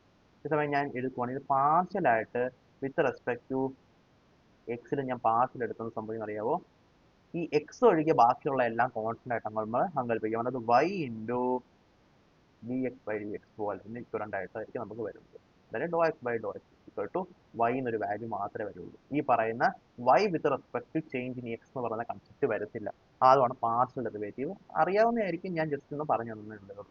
അപ്പൊ അങ്ങനെ പാർഷ്യൽ ഡെറിവേറ്റീവ് വെച്ചാൽ നമ്മൾ കണ്ടുപിടിക്കുന്ന, എങ്ങനെ കണ്ടുപിടിക്കുന്നത്? എപ്സിലോൺ എക്സ് എന്ന് പറഞ്ഞാൽ ഡെൽറ്റ ഡോ യു ബൈ ഡോ എക്സ്, അതായത് യുവിന്റെ change with respect to x എല്ലാം പാർഷ്യൽ ഡെറിവേറ്റീവ് ആണ്. വൈ എന്ന് പറഞ്ഞാൽ നേരത്തെ ഓൾറെഡി വി എന്ന് പറഞ്ഞ സാധനത്തിന് change with respect to y, ഡബ്ല്യു വിത്ത് റെസ്പെക്ട് ടു ഇസഡ് ആയിരിക്കും, ഡോ ഡബ്ല്യു ബൈ ഡോ ഇസഡ് ആയിരിക്കും ഈ എപ്സിലോൺ ഇസഡ് എന്ന് പറയുന്നത്. അപ്പം 3 ലീനിയർ സ്ട്രെയിൻസ് കണ്ടുപിടിക്കാൻ നമുക്ക് ഒരു പാടുമില്ല. ഇനി മറ്റേ സ്ട്രെയിൻ എന്ന് പറഞ്ഞാൽ എന്താ? ഗാമ ഷിയർ സ്ട്രെയിൻ കണ്ടുപിടിക്കണമെങ്കിൽ ഡോ ഓഫ് എക്സ് വൈ എന്ന് പറഞ്ഞാൽ എന്താണെന്ന് വെച്ചാൽ ഡോ യു ബൈ ഡോ എക്സ് അല്ല, ഡോ യു ബൈ ഡോ വൈ, യു ഇൻറ്റു അതായത് എക്സും വൈയിലും ഉള്ള കണ്ടുപിടിക്കണമെങ്കിൽ ഡോ യു ബൈ അല്ലെങ്കിൽ യുയിലുള്ള വെലോസിറ്റി അല്ലെങ്കിൽ യുയിലുള്ള ഡിസ്പ്ലേസ്മെന്റ് ഡിവൈഡ് ബൈ ഡോ വൈ, വിയിലുള്ളത് ഡിവൈഡ് ബൈ എക്സ്, അങ്ങോട്ടും ഇങ്ങോട്ടും ഷിഫ്റ്റ് ആവും. ഓക്കെ, ഇവിടെ ഡോ യു ബൈ ഡോ എക്സ് എന്നുള്ള സാധനം ഡോ യു ബൈ ഡോ വൈ പ്ലസ് ഡോ വി ബൈ ഡോ എക്സ് എടുക്കും. അതുപോലെ ഈ പറയുന്ന shear strain in y and z ഡയറക്ഷനിലെ ഷിയർ സ്ട്രെയിൻ എന്ന് പറഞ്ഞാൽ ഡോ വി ബൈ, കാരണം വൈ കറസ്പോണ്ടിങ് ആയിട്ടുള്ള വി ആ, ഡോ വി ഡിവൈഡ് ബൈ ഡോ ഇസഡ് മറ്റേ സാധനം പ്ലസ് ഡോ ഡബ്ല്യു, കാരണം ഇസഡ് കറസ്പോണ്ടിങ് ആയിട്ടുള്ള ഡിസ്പ്ലേസ്മെന്റ് ഡോ ഡബ്ല്യു ഡിവൈഡ് ബൈ ഇത് ഡോ വൈ. അതുപോലെ തന്നെ എക്സ് എന്ന് പറഞ്ഞാൽ ഡോ യു ബൈ ഡോ ഇസഡ് പ്ലസ് ഡോ ഡബ്ല്യു ഡിവൈഡ് ബൈ ഡോ എക്സ്. അതാണ് 3 ഷിയർ സ്ട്രെയിനുകളും 3 ലീനിയർ സ്ട്രെയിനുകളെ നമുക്ക് അങ്ങനെ കണ്ടുപിടിക്കാം. ഇതിനെ ഡിവൈഡ് ബൈ 2 എഴുതിയാൽ നമുക്ക് സ്ട്രെസ് ടെൻസർ എഴുതാൻ പറ്റും. എക്സ് വൈയും ബൈ ഇസഡിലെ ഷിയർ സ്ട്രെയിൻ ഒന്ന് തന്നെയായിരിക്കും. ഇവിടെ ഡിവൈഡ് ബൈ 2 എഴുതുക, ഇവിടെ ഡിവൈഡ് ബൈ 2 എഴുതുക, അത്രയേ ഉള്ളൂ. അങ്ങനെ നമുക്ക് സ്ട്രെയിൻ മാട്രിക്സ് കണ്ടുപിടിക്കാൻ പറ്റും. ഇത് വെച്ച് നമുക്കൊരു പ്രോബ്ലം കൂടെ നോക്കാം. നോക്കിക്കോ. In a plane strain situation in X Y plane മാത്രമേ ഉള്ളൂ, ഇസഡ് ഇല്ല ഫസ്റ്റ് ഓഫ് ഓൾ. അപ്പോൾ അതിൻ്റെ ഒരു ഹാപ്പിനെസ് നമുക്കുണ്ട്, കാരണം അതും കൂടെ നമ്മൾ കണ്ടുപിടിക്കേണ്ട ആവശ്യമില്ല. So in A plane strain situation in xy plane, the displacement in x and y direction are given by uവും vയും. u എന്ന് പറഞ്ഞാൽ x plus y into 10 raised to minus 6 units, v എന്ന് പറഞ്ഞാൽ 2x into 10 raised to minus 6 units. Okay okay, അപ്പം ഇങ്ങനെയുള്ള ഒരു concept വന്നു. നമുക്ക് shear stress in X Y plane ആണ് വേണ്ടത്. Shear stress in X Y plane, അതായത് ഗാമ എക്സ് വൈ ആണ് വേണ്ടത്. അപ്പം ഗാമ എക്സ് വൈയുടെ ഫോമുല സ്വന്തമായിട്ടൊന്ന് എഴുതി നോക്കൂ, പറ്റുമോ നോക്കൂ.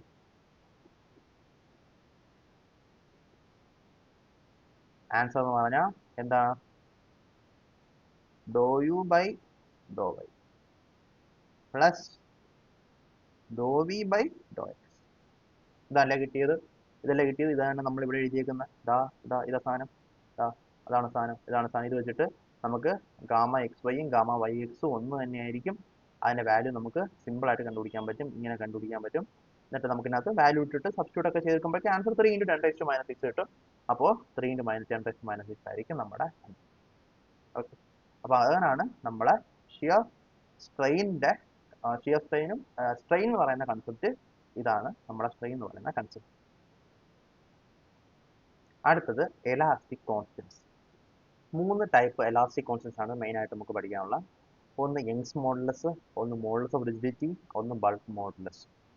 ഓക്കെ, യങ്സ് മോഡുലസ് എന്ന് പറഞ്ഞാൽ നമ്മൾ അപ്ലൈ ചെയ്യുന്നത് യൂണി ആക്സിയൽ ലോഡിങ്ങിനാണ് നമ്മൾ യങ്സ് മോഡുലസ് അപ്ലൈ ചെയ്യുന്നത്.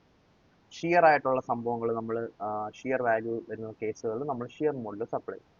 സംഭവം എന്ന് പറഞ്ഞാൽ സ്ട്രെസ് ബൈ സ്ട്രെയിൻ തന്നെയാണ്. 2 കേസിലും സ്ട്രെസ് ബൈ സ്ട്രെയിൻ തന്നെയാണ്. ഈവൻ 3 കേസിലും നമുക്ക് വേണമെങ്കിൽ സ്ട്രെസ് ബൈ സ്ട്രെയിൻ എന്ന് പറയാൻ പറ്റും. സ്ട്രെസ് ഡിവൈഡഡ് ബൈ സ്ട്രെയിൻ, അതാണ് മോഡുലസ്. ആ മോഡൽ വെലോസിറ്റി ആകുമ്പോഴത്തേക്കും സംഭവിക്കും normal stress divide by normal strain ആവും, സിഗ്മ ഡിവൈഡ് ബൈ എപ്സിലോൺ ആവും. അത്രേ ഉള്ളൂ. റിജിഡിറ്റി മോഡുലസ് ആകുമ്പോഴോ shear stress divide by shear strain. Shear stress ടോയാണ് ഓൾറെഡി പറഞ്ഞു, ഷിയർ സ്ട്രെയിൻ ഗാമയാണ്, ആംഗിൾ നമ്മൾ പറഞ്ഞു. അപ്പോൾ മോഡുലസ് റിജിഡിറ്റി ആയി. ബൾക്ക് മോഡുലസ് എന്ന് പറഞ്ഞാൽ നമ്മൾ പഠിക്കാത്ത വേറെ സാധനമാണ്. അതെന്ന് വെച്ചാൽ എല്ലാ ആംഗിളിൽ നിന്നും എല്ലാ ഡയറക്ഷനിൽ നമ്മൾ ഫോഴ്സ്, ഇപ്പോൾ ഒരു വെള്ളം നല്ല വെള്ളം, എന്നിട്ട് വെള്ളത്തിനകത്ത് നമ്മൾ ഒരു ബോൾ ഇട്ട് വെക്കുകയാണെങ്കിൽ ആ ബോളിന്റെ എല്ലാ സൈഡുകളിലും സ്ട്രെസ് അപ്ലൈ ചെയ്യും. ആ സ്ട്രെസ് ആണ് ഇവിടെ വരുന്നത്. ട്രൈ ആക്സിയൽ സ്ട്രെസ് ആണ് വരുന്നത്. ആൻഡ് ഇവിടുത്തെ സ്ട്രെയിൻ എന്ന് പറഞ്ഞാൽ volumetric strain, change in volume divide by total volume. അടുത്തൊക്കെ change in length by total length, മറ്റടുത്ത ആംഗിൾ ഒക്കെ ആയിട്ടുള്ള change in volume divide by total volume. അതിനെ നമ്മൾ കെ എന്ന് വിളിക്കും. അപ്പം ഇയും ജിയും കെയും അത്രേ ഉള്ളൂ. ഇ എന്ന് പറഞ്ഞാൽ സിഗ്മ ബൈ എപ്സിലോൺ, ജി എന്ന് പറഞ്ഞാൽ tau by gamma, and K എന്ന് പറഞ്ഞാൽ sigma by volumetric strain. Okay, simple. ഇനി വേറൊരു ഐറ്റം ഉണ്ട്, അവൻ്റെ പേരാണ് പോയിസൺസ് റേഷ്യോ. പോയിസൺ റേഷ്യോ എന്ന് പറഞ്ഞാൽ നമ്മളിപ്പം ഒരു ബോഡിയിൽ നമ്മൾ ഫോഴ്സ് അപ്ലൈ ചെയ്യുമ്പോഴത്തേക്ക് അത് ലെങ്ത് കൂടും എന്ന് പറയും. പക്ഷേ ലെങ്ത് കൂടുക മാത്രമല്ല അവിടെ നടക്കുന്നത്, അവിടെ ബ്രെഡ്ത്ത് കുറയും, മറ്റ് ഡയമെൻഷൻസ് കുറയാനുള്ള സാധ്യതയുണ്ട്. ഈ സാധനം ഒറിജിനൽ റീഫോംഡ് ഷേപ്പ് ഇതാണെങ്കിൽ നമ്മൾ ഫോഴ്സ് അപ്ലൈ ചെയ്യുമ്പോഴത്തേക്ക് ലെങ്ത് കൂടുന്നു, ഓഫ് കോഴ്സ് ലെങ്ത് കൂടും. പക്ഷേ ഇത് കുറയും, ഇതിന്റെ തിക്നെസ് ഒക്കെ കുറയും. അപ്പോൾ എന്തുവാ, നമ്മൾ ഒരിടത്ത് നമ്മൾ സ്ട്രെയിൻ അപ്ലൈ ചെയ്താൽ ലോണിറ്റ്യൂഡിനായിട്ട് ഒരു സ്ട്രെസ് അപ്ലൈ ചെയ്താൽ ലോണിറ്റ്യൂഡിനൽ സ്ട്രെയിൻ മാത്രമായിരിക്കില്ല, ലോണിറ്റ്യൂഡിനായിട്ട് സ്ട്രെസ് അപ്ലൈ ചെയ്യുമ്പോൾ ലാറ്ററലായിട്ട് സ്ട്രെയിൻ ഉണ്ടാവും. ലോഞ്ചിറ്റ്യൂഡിനായിട്ട് സ്ട്രെസ് അപ്ലൈ ചെയ്യുമ്പോൾ ലാറ്ററലായിട്ട് സ്ട്രെയിൻ ഉണ്ടാവും. അതായത് ഈ അൺഡിഫോംഡ് ഞാൻ ലോഞ്ചിറ്റ്യൂഡിനായിട്ട് ഫോഴ്സ് അപ്ലൈ ചെയ്യുമ്പോൾ സ്ട്രെസ് ഉണ്ടാവുമല്ലോ, ആ സ്ട്രെസ് കാരണം ലാറ്ററൽ, അതായത് നമ്മൾ അപ്ലൈ ചെയ്യുന്ന ഫോഴ്സിന് പെർപെൻഡിക്കുലർ ആയിട്ടുള്ള ഡയറക്ഷൻസിൽ സ്ട്രെയിൻ ഉണ്ടാവും. ആ ഡയറക്ഷനിൽ ചേഞ്ച് ഓഫ് ലെങ്ത് ഉണ്ടാവും, നെഗറ്റീവായിട്ട് ചേഞ്ച് ഓഫ് ലെങ്ത് ഒക്കെ ഉണ്ടാവും. മനസ്സിലായ? അപ്പം അതിനെയാണ് നമ്മൾ വിളിക്കുന്നത്. അപ്പം ആ ഒരു കൺസെപ്റ്റ് നമുക്ക് അറിയണം. അതുപോലെ കംപ്രസീവ് കൊടുക്കുമ്പോൾ കംപ്രഷൻ നടക്കുമ്പോഴത്തേക്ക് ഇങ്ങനെയുള്ള ഒരു സാധനം ഇങ്ങോട്ട് ഫോഴ്സ് അപ്ലൈ ചെയ്യുമ്പോഴത്തേക്ക് മറ്റേ 2 ഡയറക്ഷനിലേക്ക് എക്സ്പാൻഡ് ആവുന്നുണ്ട്. ഓക്കെ, അപ്പൊ അതുകൊണ്ട് ലാറ്ററൽ സ്ട്രെയിൻ ടു ലോഞ്ചിറ്റ്യൂണൽ സ്ട്രെയിനിന്റെ ഒരു റേഷ്യോനെ നമുക്ക്, അതും യൂണി ആക്സിയൽ ലോഡിങ്ങിലാണെങ്കിൽ lateral strain to longitudinal strain റേഷ്യോനെ നമുക്ക് പോയിസൺ റേഷ്യോ എന്ന് വിളിക്കാം. അതായത് മ്യൂ ഇങ്ങനെ എഴുതാറുണ്ട്, ഇതിനേക്കാൾ നമ്മൾ മ്യൂ എഴുതാറുള്ള രീതി എന്ന് പറഞ്ഞാൽ ഇങ്ങനെയാണ്. Okay, mu is equal to minus of lateral strain divide by longitudinal strain. എന്തിനാ മൈനസ് ഇടുന്നത്? എപ്പോഴും നമ്മൾ കൊടുക്കുന്ന നമുക്ക് വേണ്ടുന്ന ഡയറക്ഷൻ ഓപ്പോസിറ്റ് ആയിട്ടായിരിക്കും വരിക. അപ്പൊ നെഗറ്റീവ് ആയിട്ടായിരിക്കും വരുന്ന, ആ നെഗറ്റീവിനെ ക്യാൻസൽ ചെയ്യാൻ വേണ്ടി നമ്മൾ എന്ത് ചെയ്യുന്നു, അതായത് അല്ലെങ്കിൽ മ്യൂയുടെ വാല്യൂ എപ്പോഴും നെഗറ്റീവ് വന്നുകൊണ്ടിരിക്കും. അതുകൊണ്ട് നമ്മൾ എന്ത് ചെയ്യും, lateral strain by longitudinal strain എന്ന് പറഞ്ഞതിനേക്കാൾ minus of lateral strain divide by longitudinal strain വരും. കാരണം ലാറ്ററൽ സ്ട്രെയിൻ്റെ വാല്യൂ മൈനസ് ആയിരിക്കും already. Okay, longitudinal strain positive ആയിരിക്കും. പോസിറ്റീവ് ബൈ പോസിറ്റീവ് വരാൻ വേണ്ടി ജസ്റ്റ് നെഗറ്റീവ് വരുന്നു. അപ്പോൾ മ്യൂയുടെ വാല്യൂ നമുക്ക് പോസിറ്റീവ് വാല്യൂസ് കിട്ടും, അത്രേ ഉള്ളൂ. So lateral strain by longitudinal strain, അതിനെയാണ് മ്യൂ എന്ന് വിളിക്കുന്നത്. Minus of lateral strain divide by longitudinal strain if we R concise about, അല്ലെങ്കിൽ ഇഫ് വി ആർ നമ്മുടെ ഡയറക്ഷൻ കൂടെ പറയുകയാണെങ്കിൽ minus of lateral strain divide by longitudinal strain. അപ്പം ഒരു കാര്യം കൂടെ ഞാൻ പറഞ്ഞുതരാം. ഞാനൊരു ബോഡി എടുത്ത് ആ ബോഡിയുടെ പോയിസൺ റേഷ്യോ എനിക്ക് ഓൾറെഡി അറിയാം. ഞാനൊരു ലോഞ്ചിറ്റ്യൂണൽ സ്ട്രെയിൻ അത് അപ്ലൈ ചെയ്ത് അപ്പം ലാറ്ററൽ സ്ട്രെയിൻ കണ്ടുപിടിക്കണം. എന്ത് ചെയ്യാൻ പറ്റും? വളരെ സിമ്പിളാണ്. നമ്മൾ മ്യൂവിനെ ലോഞ്ചിറ്റ്യൂണൽ സ്ട്രെയിൻ വെച്ച് മൾട്ടിപ്ലൈ ചെയ്തിട്ട് മൈനസ് വാല്യൂ ഇട്ട് കൊടുത്താൽ മതി. അപ്പം അതിന്റെ ഡയറക്ഷൻ കൂടെ ചേർന്ന് നമുക്ക് കിട്ടും. മാഗ്നിറ്റ്യൂഡ് കിട്ടണമെങ്കിൽ ജസ്റ്റ് മ്യൂവിനെ എടുത്ത് ലോഞ്ചിറ്റ്യൂണൽ സ്ട്രെയിൻ അപ്ലൈ ചെയ്താൽ മാത്രം മതി, നമുക്ക് ലാറ്ററൽ സ്ട്രെയിൻ കിട്ടും. ഡയറക്ഷൻ കൂടെ കിട്ടണമെങ്കിൽ മൈനസ്, എത്ര ലോഞ്ചിറ്റ്യൂണൽ സ്ട്രെയിൻ എന്താണോ അതിന്റെ മൈനസ് ഡയറക്ഷൻ ആയിരിക്കും ലാറ്ററൽ സ്ട്രെയിൻ വരിക. മ്യൂ പോസിറ്റീവ് ആണെങ്കിൽ, മ്യൂ നെഗറ്റീവ് ആവുന്ന കേസ് ഉണ്ടെങ്കിൽ എന്ത് സംഭവിക്കും, തിരിച്ചും കൂടെ സംഭവിക്കും. അപ്പോൾ അത്രയും നിങ്ങൾ പോകണ്ട, ഇത് മാത്രം മനസ്സിലാക്കിയത് minus lateral strain divide by longitudinal strain ആണ്. ലോഞ്ചിറ്റ്യൂണൽ സ്ട്രെയിനെ മ്യൂ വെച്ച് മൾട്ടിപ്ലൈ ചെയ്താൽ മൈനസ് ഓഫ് ലാറ്ററൽ സ്ട്രെയിൻ്റെ വാല്യൂ നമുക്ക് കിട്ടും. 2 കാര്യങ്ങൾ പോയിസൺ റേഷ്യോ. ഓക്കെ, ഇനി നമുക്ക് എലാസ്റ്റിക് കോൺസ്റ്റന്റുകൾ തമ്മിൽ അങ്ങോട്ടും ഇങ്ങോട്ടും റിലേഷൻ ഉണ്ട്. ഈ റിലേഷൻ എല്ലാം കൂടെ നമ്മൾ ഡിറൈവ് ചെയ്യാൻ നമ്മൾ ശ്രമിക്കുന്നില്ല. അത് കുറച്ച് ടൈം ടേക്കിംഗ് ആണ്, നമുക്ക് അതിന്റെ ആവശ്യമില്ല. മോസ്റ്റ്ലി കേറ്റ് പോലത്തെ എക്സാംസ് അല്ലെങ്കിൽ മോസ്റ്റ്ലി PSC പോലത്തെ എക്സാംസിനൊന്നും നമുക്ക് അതിന്റെ എല്ലാം ഡെറിവേഷൻ എല്ലാം കൂടെ കാണാൻ പഠിക്കേണ്ട കാര്യമില്ല. സോ നമ്മളിത് കാണുന്ന ഒരു ഇക്വേഷൻ രൂപയാണ് നമ്മൾ പഠിക്കുകയാണ്. ഇ എന്ന് പറഞ്ഞാൽ 3K ഇൻറ്റു 1 - 2 μ പോയിസൺ റേഷ്യോയും ബൾക്ക് മോഡുലസും നമ്മുടെ യങ്സ് മോഡൽസ് തമ്മിലുള്ള റിലേഷൻ. യങ്സ് മോഡുലസും റിജിഡിറ്റി മോഡുലസും മ്യൂ എന്നുള്ള റിലേഷൻ എന്താ? E is equal to 2G into 1 plus mu. അപ്പോൾ ഒന്നുകൂടെ പറയാം, E is equal to 3K into 1 minus 2 mu is equal to 2G into 1 plus mu. ഒന്നുകൂടെ, E is equal to 3K into 1 minus 2 mu is equal to 2G into 1 plus mu. Okay, അതാണ് equation. ഇനി നമുക്ക് ഈ രണ്ട് equation ഉണ്ട്. E കണ്ടുപിടിക്കാൻ കെയിലും ജിയിലും കണ്ടുപിടിക്കുന്ന ഇക്വേഷനും മ്യൂ കെയിലും ജിയിലും കണ്ടുപിടിക്കുന്ന ഇക്വേഷൻ ഉണ്ട്. ഇത് രണ്ടും നിങ്ങൾ ബൈ ഹാർട്ട് ചെയ്യേണ്ടത്. ഈ രണ്ട് സാധനങ്ങൾ ബൈ ഹാർട്ട് ചെയ്താൽ മാത്രം മതി. അതായത് is equal to 3K into 1 minus 2 mu, അതുപോലെ is equal to 2G into 1 plus mu കൂടെ ബൈ ഹാർട്ട് ചെയ്താൽ മതി. ഇതിനകത്ത് നമ്മൾ ഈ കണ്ടുപിടിക്കണമെങ്കിൽ എന്ത് ചെയ്യണം? നമ്മൾ ഈ കണ്ടുപിടിക്കണമെങ്കിൽ മ്യൂ, ഇതിനകത്തൊരു മ്യൂ കിട്ടും. ആ മ്യൂവിനെ നമുക്ക് ഈയുടെ ടേംസിൽ കിട്ടും. ആ മ്യൂവിനെ ഇവിടെ സബ്സ്റ്റിറ്റ്യൂട്ട് ചെയ്തിട്ട് ഈ കണ്ടുപിടിച്ച് കഴിഞ്ഞാൽ നമുക്ക് ഈ ഇവിടെ കിട്ടും. ഓക്കെ, അതുപോലെ മ്യൂ കണ്ടുപിടിക്കണമെങ്കിലോ ഈ രണ്ട് ഇയും കൂടെ സെയിം ആയതുകൊണ്ട് രണ്ടും കൂടെ ഇക്വേറ്റ് ചെയ്ത് കഴിഞ്ഞാൽ നമുക്ക് സിമ്പിൾ ആയിട്ട് മ്യൂവും കിട്ടും. അപ്പം അതാണ് മ്യൂ. 1 മോഡുലാർ റേഷ്യോനെയാണ് നമ്മൾ മ്യൂ എന്ന് വിളിക്കുന്നത്. അതും കൂടെ ഓർത്ത് വെച്ചേക്കും. അപ്പം ഇക്വേഷൻ ഒന്നുകൂടെ വളരെ ഇമ്പോർട്ടൻറ്റ് ഇക്വേഷൻ ആണ്, വളരെ ഇമ്പോർട്ടൻ്റ് ആണ്. 3K into 1 minus 2 mu is equal to 2G into 1 plus mu. Okay, അപ്പോൾ ഒരു ക്വസ്റ്റ്യൻ നോക്കാം. Modulus of elasticity of a material is 200 GPa and modulus of rigidity is 80 GPa. Then K and mu, നമ്മൾ മ്യൂയുടെ value എന്ന് പറയുന്നത് ഇങ്ങനെ എഴുതാം. Mu എന്ന് പറഞ്ഞാൽ ഇങ്ങനെയോ മറ്റേ മ്യൂ എഴുതാം. റെസ്പെക്റ്റീവ്ലി വിൽ ബി എന്താണ്? ജസ്റ്റ് സിമ്പിൾ സബ്സ്റ്റിറ്റ്യൂട്ട് ചെയ്ത് കഴിഞ്ഞാൽ നമുക്ക് ഉത്തരം കിട്ടും. വലിയ കാര്യമൊന്നുമില്ല, സിമ്പിളാണ്. കെയും മ്യൂ ആണ് ചോദിച്ചേക്കുന്നത്. അപ്പം അതെങ്ങനെ ചെയ്യുന്നത് വെച്ചാൽ സിമ്പിളായിട്ട് സബ്സ്റ്റിറ്റ്യൂട്ട് ചെയ്ത് നിങ്ങൾ തന്നെ ചെയ്തെടുക്കണം. അടുത്തത്, which of the following can be true for a elastic material. ഒരു ഇലാസ്റ്റിക് മെറ്റീരിയലിനകത്ത് എന്തൊക്കെയായിരിക്കും ട്രൂ ആവുക എന്നുള്ളതാണ് നമ്മുടെ ചോദ്യം. ഓക്കെ, അപ്പോൾ ഇവിടെ ഞാൻ നേരത്തെ പറഞ്ഞത് മ്യൂ, ഞാൻ പറഞ്ഞു മ്യൂ നെഗറ്റീവ് ആവുമോ മ്യൂ പോസിറ്റീവ് ആവുമോ അതിനെപ്പറ്റി ഞാൻ ഒരു സംസാരിച്ചായിരുന്നു. അതിനെപ്പറ്റി നമുക്ക് കൃത്യമായിട്ട് ഒന്നുകൂടെ മനസ്സിലാക്കാൻ പറ്റും. അപ്പോൾ നമുക്ക് ഓരോ കേസ് എടുത്തിട്ട് ഏതൊക്കെ വർക്ക് ചെയ്യുമെന്ന് നമുക്ക് നോക്കാം. G2K ആവുന്ന കേസാണ് വെക്കുക. ഇക്വേഷൻ എന്താ? E is equal to 3K into 1 minus 2 mu is equal to 2G into 1 plus mu. അപ്പോൾ ഇതിനകത്ത് ഞാൻ G is equal to 2K substitute ചെയ്താൽ, അല്ലെങ്കിൽ ഞാൻ ഇവിടെ സബ്സ്റ്റിറ്റ്യൂട്ട് ചെയ്തേക്കുന്നത് എന്താണ്? ജീനെ 2K നമ്മൾ സബ്സ്റ്റിറ്റ്യൂട്ട് ചെയ്തപ്പോഴത്തേക്ക് അവസാനം വന്നത് മ്യൂ എന്ന് പറഞ്ഞാൽ -0.1 എന്ന് കിട്ടും. അപ്പം ഒരു ഇലാസ്റ്റിക് മെറ്റീരിയലിന് ഇവിടെ പറഞ്ഞത് ഇലാസ്റ്റിക് മെറ്റീരിയലിന് മ്യൂ 0-നേക്കാൾ ചെറുതാവില്ല. പക്ഷെ എല്ലാ മെറ്റീരിയലും അങ്ങനെ ആവുമെന്ന് പറയാൻ പറ്റൂല. ഇലാസ്റ്റിക് മെറ്റീരിയലിന് ആവത്തില്ല. അതുകൊണ്ട് തന്നെ ഈ ഇക്വേഷൻ വാലിഡ് അല്ല. അതേപോലെ ഞാൻ GE സബ്സ്റ്റിറ്റ്യൂട്ട് ചെയ്യുമ്പോൾ -0.5 കിട്ടും. അതും എനിക്ക് വാലിഡ് അല്ല. GE സബ്സ്റ്റിറ്റ്യൂട്ട് ചെയ്യുമ്പോൾ ഇവിടെ പോസിറ്റീവ് ഉള്ളതുകൊണ്ട് GE is equal to K substitute ചെയ്യുമ്പോഴും പോസിറ്റീവ് ഉള്ളതായിരിക്കില്ല. ആൻഡ് ഫൈനലി GK അല്ല,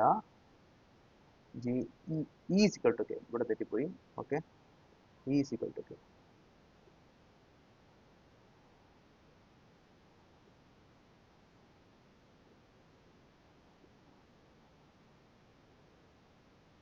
okay, E is equal to K ആവുന്ന സമയത്ത് നമുക്ക് എന്താ? മ്യൂ is equal to 0.33 എന്ന് കിട്ടും. ആ 0.33 0-നെക്കാട്ടിയും വലുതാണ്. അത് പോസിബിൾ ആയതുകൊണ്ട് തന്നെ നമുക്ക് എന്ത് പറയാം? ഡി ആണ് ഇവിടുത്തെ കറക്റ്റ് ആൻസർ. അപ്പോൾ അതാണ് which of the following can be true for elastic മെറ്റീരിയലിന്റെ ഉത്തരം അതാണ്. ഓക്കെ,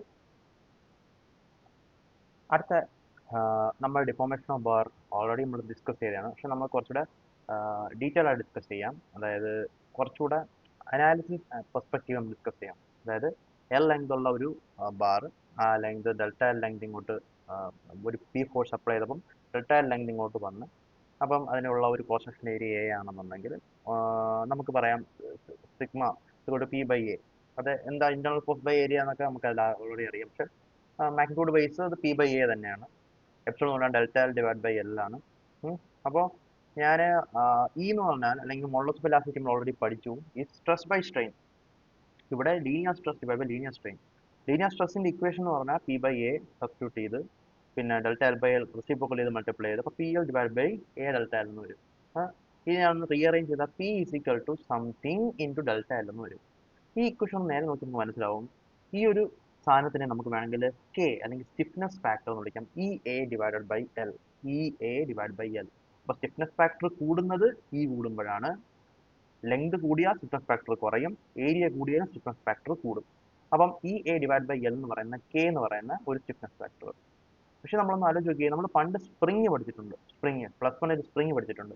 സ്പ്രിങ് എന്ന് പറഞ്ഞാൽ ആ സ്പ്രിങ്ങിനകത്ത് ഒരു ഫോഴ്സ് അപ്ലൈ ചെയ്താൽ അത് എക്സ് ഇലോങ്ങേഷൻ നടക്കും അതിനകത്ത്. അപ്പം F=kx എന്നാണ് നമ്മൾ പറയുന്നത്. ആ കെ എന്ന് പറയുന്ന സാധനം സ്റ്റിഫ്നെസ് ഫാക്ടർ തന്നെയാണ്. അപ്പൊ ഈ കേസിൽ ഇതൊരു സ്പ്രിങ് പോലെ ആക്ട് ചെയ്യല്ലേ മക്കളെ? നോക്ക്, എൽ ലെങ്ത് ഉള്ള ഒരു സ്പ്രിങ് പോലെയല്ലേ ഇത് ആക്ട് ചെയ്യുന്നത്. പി ഫോഴ്സ് അപ്ലൈ ചെയ്യുമ്പോഴത്തേക്ക് ഡെൽറ്റ എൽ ലെങ്ത് വരുന്നത്, അതായത് എഫ് ഫോഴ്സ് അപ്ലൈ ചെയ്യുമ്പോൾ എക്സ് ഡിസ്റ്റൻസ് വരുന്നത് പോലെ തന്നെ. അപ്പൊ പി കെ എക്സ് അല്ലെങ്കിൽ F കെ എക്സ് പറഞ്ഞ അതേ ഫോമുലല്ലേ p e A by l into delta L.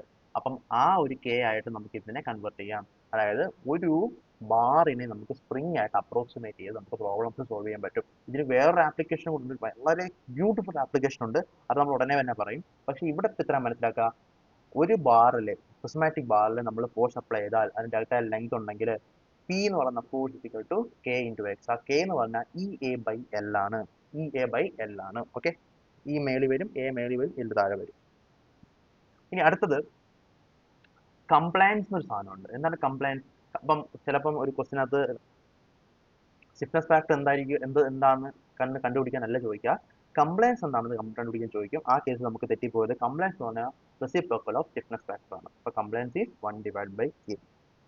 അപ്പോൾ ഇനി ഒരു ക്വസ്റ്റ്യൻ നമുക്ക് നോക്കാം. ഇതൊരു സീരീസ് കണക്ഷൻ ക്വസ്റ്റ്യൻ ആണ്. ഡിഫറെൻറ്റ് ടൈപ്സ് ഓഫ് മെറ്റീരിയൽ ഉള്ള ഒരു question, different area of perfection ഉള്ള ഒരു മെറ്റീരിയൽ ആണ്. ഒരു സംഭവം മെറ്റീരിയൽസും ഡിഫറെൻ്റ് ആണ്. കണ്ടോ, ഓരോ കേസിലും മെറ്റീരിയൽസും ഡിഫറെൻ്റ് ആണ്. അപ്പോൾ എല്ലാം ഡിഫറെൻ്റ് ആയിട്ടുള്ള ഒരു കൺസെപ്റ്റ് ആണ്. അപ്പോൾ നമുക്ക് ആദ്യം ഇതിൻ്റെ ബേസിക് മെത്തേഡ്സ് നമുക്ക് ചെയ്ത് നോക്കാം. അതിനുശേഷം നമുക്ക് ഇതിനെ വേറൊരു രീതിയിൽ അപ്രോച്ച് ചെയ്ത് നോക്കാം. ഓക്കെ, അപ്പോൾ നമുക്ക് ചെയ്ത് നോക്കാം. ചോദിച്ചേക്കുന്നത് എന്താണ്? ചോദിച്ചേക്കുന്നത് ഫൈൻഡ് ദ ഫോഴ്സ് പി. ഇവിടെ ഒരു പി ഉണ്ട്, ഈ പി കണ്ടുപിടിക്കണം. Stresses and strains in all the regions, ഓരോ റീജിയൻസിലെ സ്ട്രെസ്സും സ്ട്രെയിനും കണ്ടുപിടിക്കണം. And total elongation of the stepped bar, total elongation of ഈ സ്റ്റെപ്ഡ് ബാറും കണ്ടുപിടിക്കണം. അപ്പോൾ the stepped bar is in static force ഇക്വിലിബ്രിയത്തിലാണെന്ന് പറഞ്ഞിട്ടുണ്ട്. അതായത് അങ്ങോട്ടും ഇങ്ങോട്ടും മൂവ് ചെയ്യുന്നില്ല, അതിനകത്ത് ഫോഴ്സ് ആക്ട് ചെയ്യുന്നതെല്ലാം ബാലൻസ്ഡ് ആയിട്ടാണ് ഇരിക്കുന്നത് എന്നാണ് അർത്ഥം.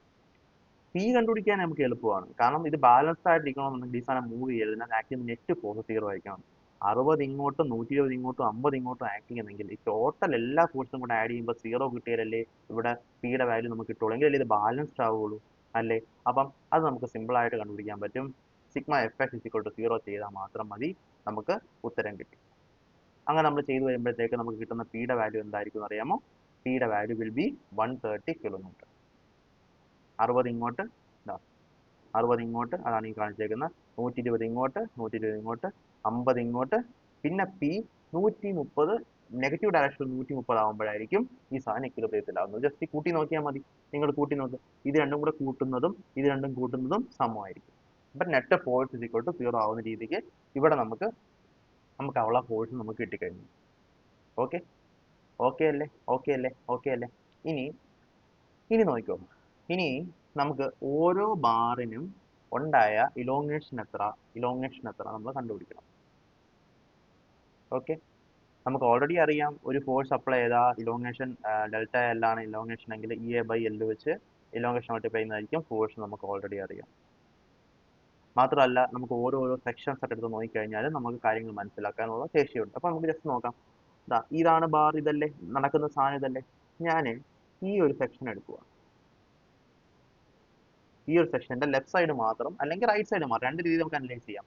ലെഫ്റ്റ് സൈഡ് മാത്രം ഞാൻ അനലൈസ് ചെയ്താൽ എനിക്ക് എന്താ മനസ്സിലാക്കാൻ പറ്റുന്നത്? ഈ ലെഫ്റ്റ് സൈഡിൽ ഒരു 60 കിലോ ന്യൂട്ടൺ ഇങ്ങോട്ടുള്ളത് കൊണ്ട് തന്നെ ഇതിനകത്ത് ഇന്റേണൽ ഫോഴ്സ് തിരിച്ച് അതിനെ ഒപ്പോസ് ചെയ്യുന്ന ഇന്റേണൽ ഫോഴ്സ് ഉണ്ടായാലേ പറ്റൂ, അല്ലെ? ഈ എ ബി ഞാൻ ഇവിടം മുതൽ ഇവിടം വരെ ഈ 120 അപ്ലൈ ചെയ്യുന്ന അവിടെ തൊട്ട് മുന്നേ വരെ ഞാനിത് അപ്ലൈ ചെയ്താലും എനിക്ക് കിട്ടുന്നത് ഒരു 60 ന്യൂട്ടൺ അകത്തോട്ടായിരിക്കില്ലേ? അപ്പൊ ഈ കംപ്ലീറ്റ് ബാറിനകത്ത് ഒരു കംപ്രഷൻ ഫോഴ്സ് അല്ലേ ആക്ട് ചെയ്യുന്നത്, അല്ലേ? അപ്പോൾ നമുക്ക് സിമ്പിൾ ആയിട്ട് പറയാൻ പറ്റും, ഈ ഒരു കംപ്ലീറ്റ് ബാർ കംപ്രഷനിലാണ്. 60 കിലോ ന്യൂട്ടൺ ഫോഴ്സ് ആണ് ഇതിനകത്ത് കംപ്രഷന് വേണ്ടി നമുക്ക് ആവശ്യമായിട്ട് വരുന്നത് എന്ന് പറയാനായിട്ട് പറ്റും. അടുത്തത് ഞാൻ ഈ സെക്ഷൻ ഇവിടെ നിന്ന് ഈ സെക്ഷൻ മാറ്റി ഞാൻ ഈ സെക്ഷൻ ഇവിടെ വെക്കാം. ഇവിടെ സെക്ഷൻ വെക്കുമ്പോൾ, അതായത് ഞാൻ ഈ ഒരു ബാറിലേക്ക് കയറുവാണ്. ഈ ബാർ കയറുമ്പോൾ ഉള്ള പ്രത്യേകത എന്ന് പറഞ്ഞാൽ ഇവിടെ ഈ ഒരു എക്സ്ട്രാ 120 കിലോ ന്യൂട്ടൺ കൂടെ ആക്ട് ചെയ്യും. അപ്പം എന്താ ചെയ്യുന്നത്, ഇവിടെ ഒരു 60, ഇവിടെ 120, രണ്ടും കൂടെ ചേർന്ന് എത്രയായി 180 കിലോ ന്യൂട്ടൺ ഫോഴ്സ് ആണ് ഈ ഒരു ബാറിന്റെ ഈ ഒരു അറ്റത്ത് ആക്ട് ചെയ്യുന്നത്. ഓക്കെ, ഈ ഒരു അറ്റത്ത് ഇതാണ് ആക്ട് ചെയ്യുന്നത്. നമ്മൾ ഇവിടെ ഒരു സെക്ഷൻ എടുത്തു കഴിഞ്ഞാൽ ആ സെക്ഷനകത്ത് ഓരോ സെക്ഷൻ എടുക്കുമ്പോഴും അതിനകത്ത് ഒരു 120 കിലോ ന്യൂട്ടൺ ലെഫ്റ്റിലോട്ട് ആക്ട് ചെയ്തുകൊണ്ടിരിക്കണ്ടേ, ഈ അറ്റം വരെ ആക്ട് ചെയ്യണ്ടേ. നമ്മൾ ഈ സെക്ഷൻ എടുത്തെടുത്ത് പോകുമ്പോഴത്തേക്ക് നമ്മൾ ഈ ഒരു കോഴ്സ് നമ്മൾ കൺസിഡർ ചെയ്യുക, ഈ ഒരു കംപ്ലീറ്റ് ജനറലൈസേഷൻ എടുക്കുന്നത്, ഈ സെക്ഷൻ എടുത്താലും എല്ലാം വർക്കൗട്ട് ആവുന്ന സാധനം മാത്രം നമ്മൾ എടുക്കാവുള്ളൂ. അത് ജസ്റ്റ് ഇവിടം വരെയുള്ള സെക്ഷൻ വർക്കൗട്ട് ആവുന്ന രീതിയിൽ നമ്മൾ എടുക്കാവുള്ളൂ. അപ്പം ഈ സെക്ഷൻ എടുത്താൽ ഈ സെക്ഷൻ എടുത്താൽ ഈ സെക്ഷൻ എടുത്താൽ ഈ സെക്ഷൻ എടുത്തതെല്ലാം ഇവിടെ ഒരു 180 കിലോ ന്യൂട്ടൺ ആണെങ്കിൽ ഓപ്പോസിറ്റ് 180 കിലോ ന്യൂട്ടൺ, ഇവിടെ 180 കിലോ ന്യൂട്ടൺ, ഇവിടെ 180 കിലോ ന്യൂട്ടൺ, അങ്ങനെ ഈ ഒരു ഫുൾ ബാറിൽ കംപ്രഷൻ ഓഫ് 180 കിലോ ന്യൂട്ടൺ ആണ് സംഭവിച്ചുകൊണ്ടിരിക്കുന്നത് അല്ലേ. അപ്പം ഇത് 16 കിലോ ന്യൂട്ടൺ കംപ്രഷൻ, ഇത് 180 കിലോ ന്യൂട്ടൺ കംപ്രഷൻ, ഇത് അങ്ങനെ നമുക്ക് കിട്ടും. ഓക്കെ, അതേപോലെ അടുത്ത നമ്മൾ ഇതിന്റെ സെക്ഷൻ എടുക്കാം. ഇതിനെ നമ്മൾ ഇവിടെ സെക്ഷൻ എടുത്തു കഴിഞ്ഞാൽ ഇവിടെ ആക്ട് ചെയ്യുന്ന ടോട്ടൽ ഫോഴ്സ് എത്ര ആയിരിക്കും, 130 കിലോ ന്യൂട്ടൺ റൈറ്റ് സൈഡിലോട്ടായിരിക്കും. അപ്പോൾ 130 കിലോ ന്യൂട്ടൺ റൈറ്റ് സൈഡിലോട്ടായിരിക്കും ഈ ഒരു സെക്ഷൻ എടുത്തു കഴിഞ്ഞാൽ കിട്ടുന്നത്. അതേ അതേ തന്നെ ഓപ്പോസിറ്റ് ആയിട്ട് വന്നുകൊണ്ടിരിക്കും. അതുപോലെ തന്നെ ഓരോ സെക്ഷൻ എടുത്താലും അങ്ങനെ വന്നുകൊണ്ടിരിക്കും. അങ്ങനെ അവസാനം ഒരു 130 കിലോ ന്യൂട്ടൺ കൂടെ വെച്ചിട്ട് അതങ്ങ് എൻഡ് ചെയ്യാണ് ചെയ്യുന്നത്. ഓക്കെ, അപ്പം ഏത് പോയിന്റ് ഞാൻ സെക്ഷൻ എടുത്താലും, ഇപ്പം ഞാനിപ്പം ഇവിടെ ഒരു സെക്ഷൻ എടുത്തിട്ട് ഞാൻ ലെഫ്റ്റ് സൈഡ് മാത്രമേ കൺസിഡർ ചെയ്തോളൂ. ലെഫ്റ്റ് സൈഡ് കൺസിഡർ ചെയ്തപ്പോഴാണ് എനിക്ക് ഇന്റർണൽ ഫോഴ്സ് 60 എന്ന് കിട്ടിയത്. അതുപോലെ എനിക്ക് റൈറ്റ് സൈഡ് മാത്രം കൺസിഡർ ചെയ്യാം. അതായത് ഞാൻ ഈ സെക്ഷൻ എടുത്ത് ഈ ഒരു സെക്ഷനകത്ത് ഒന്നുകിൽ എനിക്ക് ഈ സെക്ഷനെ എങ്ങനെ വിളിക്കാം, ഇങ്ങനെ വിളിക്കാം, 60 മാത്രമുള്ള ഒരു സെക്ഷൻ എനിക്ക് വിളിക്കാം. അല്ലെന്നുണ്ടെങ്കിൽ എനിക്ക് ഇങ്ങനെ ഒരു സെക്ഷനെ വിളിക്കാൻ പറ്റും. ഇതാ ഇതെല്ലാം ഉള്ള ഒരു സെക്ഷനായിട്ടും എനിക്ക് ഇതിനെ കൺസിഡർ ചെയ്യാൻ പറ്റും. അപ്പം ആ സെക്ഷനകത്ത് എന്തൊക്കെ ഫോഴ്സ് ആണ് ആക്ട് ചെയ്തുകൊണ്ടിരിക്കുന്നത്, ആ സെക്ഷനിൽ എന്തൊക്കെ ഫോഴ്സ് ആക്ട് ചെയ്യുന്നത്. അതായത് ഇവിടെ 130 ആക്ട് ചെയ്യുന്നുണ്ട്, ഇവിടെ 50 ആക്ട് ചെയ്യുന്നുണ്ട്. അപ്പോൾ 130 + 50 180 ആക്ട് ചെയ്യുന്നുണ്ട്. പിന്നെ ഒരു 120 ഇങ്ങോട്ട് ആക്ട് ചെയ്യുന്നുണ്ട്. ബാക്കി ഒരു 60 കിലോ ന്യൂട്ടൺ ഫോഴ്സ് ആണ് ആക്ട് ചെയ്യുന്നത്. 60 കിലോ ന്യൂട്ടൺ ഫോഴ്സ് എങ്ങോട്ടാണ് ആക്ട് ചെയ്യുന്നത്, 60 കിലോ ന്യൂട്ടൺ ഫോഴ്സ് അതായത് ഇവിടെ 130, ടോട്ടൽ 180 ഇങ്ങോട്ട്, 180ക്ക് അതിൽ നിന്ന് 130, അതായത് ഇങ്ങോട്ട് ഈ ഡയറക്ഷനിൽ ഒരു 60 കിലോ ആക്ട് ചെയ്യുന്നുണ്ട്. അപ്പോൾ അതിനെ നമ്മൾ റെസിസ്റ്റ് ചെയ്യാൻ വേണ്ടി തിരിച്ചിങ്ങോട്ട് ഒരു 60 കിലോ ന്യൂട്ടൺ ഫോഴ്സ് ഇത് കൊടുക്കേണ്ട ആവശ്യമുണ്ട്. അത് തന്നെയായിരുന്നു ഇവിടെ വന്നത്. അതൊരു കംപ്രസീവ് ലോഡാണ് ഈ സെക്ഷനിൽ ഇവിടെ എടുത്താലും നമുക്ക് കിട്ടുന്നത്. അതുപോലെ ഇവിടെയും നമുക്ക് ഏത് സെക്ഷൻ എടുത്തു കഴിഞ്ഞാലും നമുക്ക് ലെഫ്റ്റ് സൈഡ് വെച്ച് നോക്കിക്കഴിഞ്ഞാൽ റൈറ്റ് സൈഡിൽ ഇന്റർണൽ ഫോഴ്സ് കിട്ടും. അത് തന്നെയായിരിക്കും റൈറ്റ് സൈഡ് വെച്ച് നമുക്ക് നോക്കുമ്പോൾ കിട്ടുന്ന ലെഫ്റ്റ് സൈഡിൽ ഇന്റർണൽ ഫോഴ്സും രണ്ട് സെയിം ആയിരിക്കും. അത് എപ്പോഴും അങ്ങനെ വരത്തുള്ളൂ. അങ്ങനെയാണ് നമുക്ക് ഈ 3 ബാറിനകത്തും ആക്ട് ചെയ്യുന്ന ഇൻഡിവിജ്വൽ ആയിട്ടുള്ള ലോഡ്സുകൾ കിട്ടി. അപ്പം ഇത് 3 പീസായിട്ട് നമുക്ക് സ്പ്ലിറ്റ് ചെയ്യാൻ പറ്റും. ഈ സാധനത്തിന് നമുക്ക് PL/A ഉപയോഗിച്ച് ഡെൽറ്റ എൽ കണ്ടുപിടിക്കാം. അടുത്തത് ഇതിനെ നമുക്ക് PL/A ഉപയോഗിച്ച് കണ്ടുപിടിക്കാം. ഇതിന് നമുക്ക് PL/A ഉപയോഗിച്ച് കണ്ടുപിടിക്കാം. അങ്ങനെ PL/A വന്നത് എങ്ങനെയാണെന്ന് മനസ്സിലായല്ലോ. P is proportional to delta L, അതായത് P is equal to EA/L into delta L. അപ്പം അതിനകത്തു നിന്നാണ് നമുക്ക് മനസ്സിലായത് എന്ത്, അതിനകത്ത് ഓരോന്ന് ഡെൽറ്റ L1 കിട്ടുന്നത് എന്താ, PL/PL1 / E1A1 ആ രീതി കിട്ടും. P1 തന്നെ. അതുപോലെ delta L2 P2 L2 E1 E2 A2 എന്ന് കിട്ടും. അതേപോലെ ഓരോ പീസിനും ഓരോ ഡെൽറ്റ L കിട്ടും. എല്ലാ ഡെൽറ്റയും കൂടി കൂട്ടുന്ന സമ്മായിരിക്കും ഈ ടോട്ടൽ സാധനത്തിന് ഡെൽറ്റ L.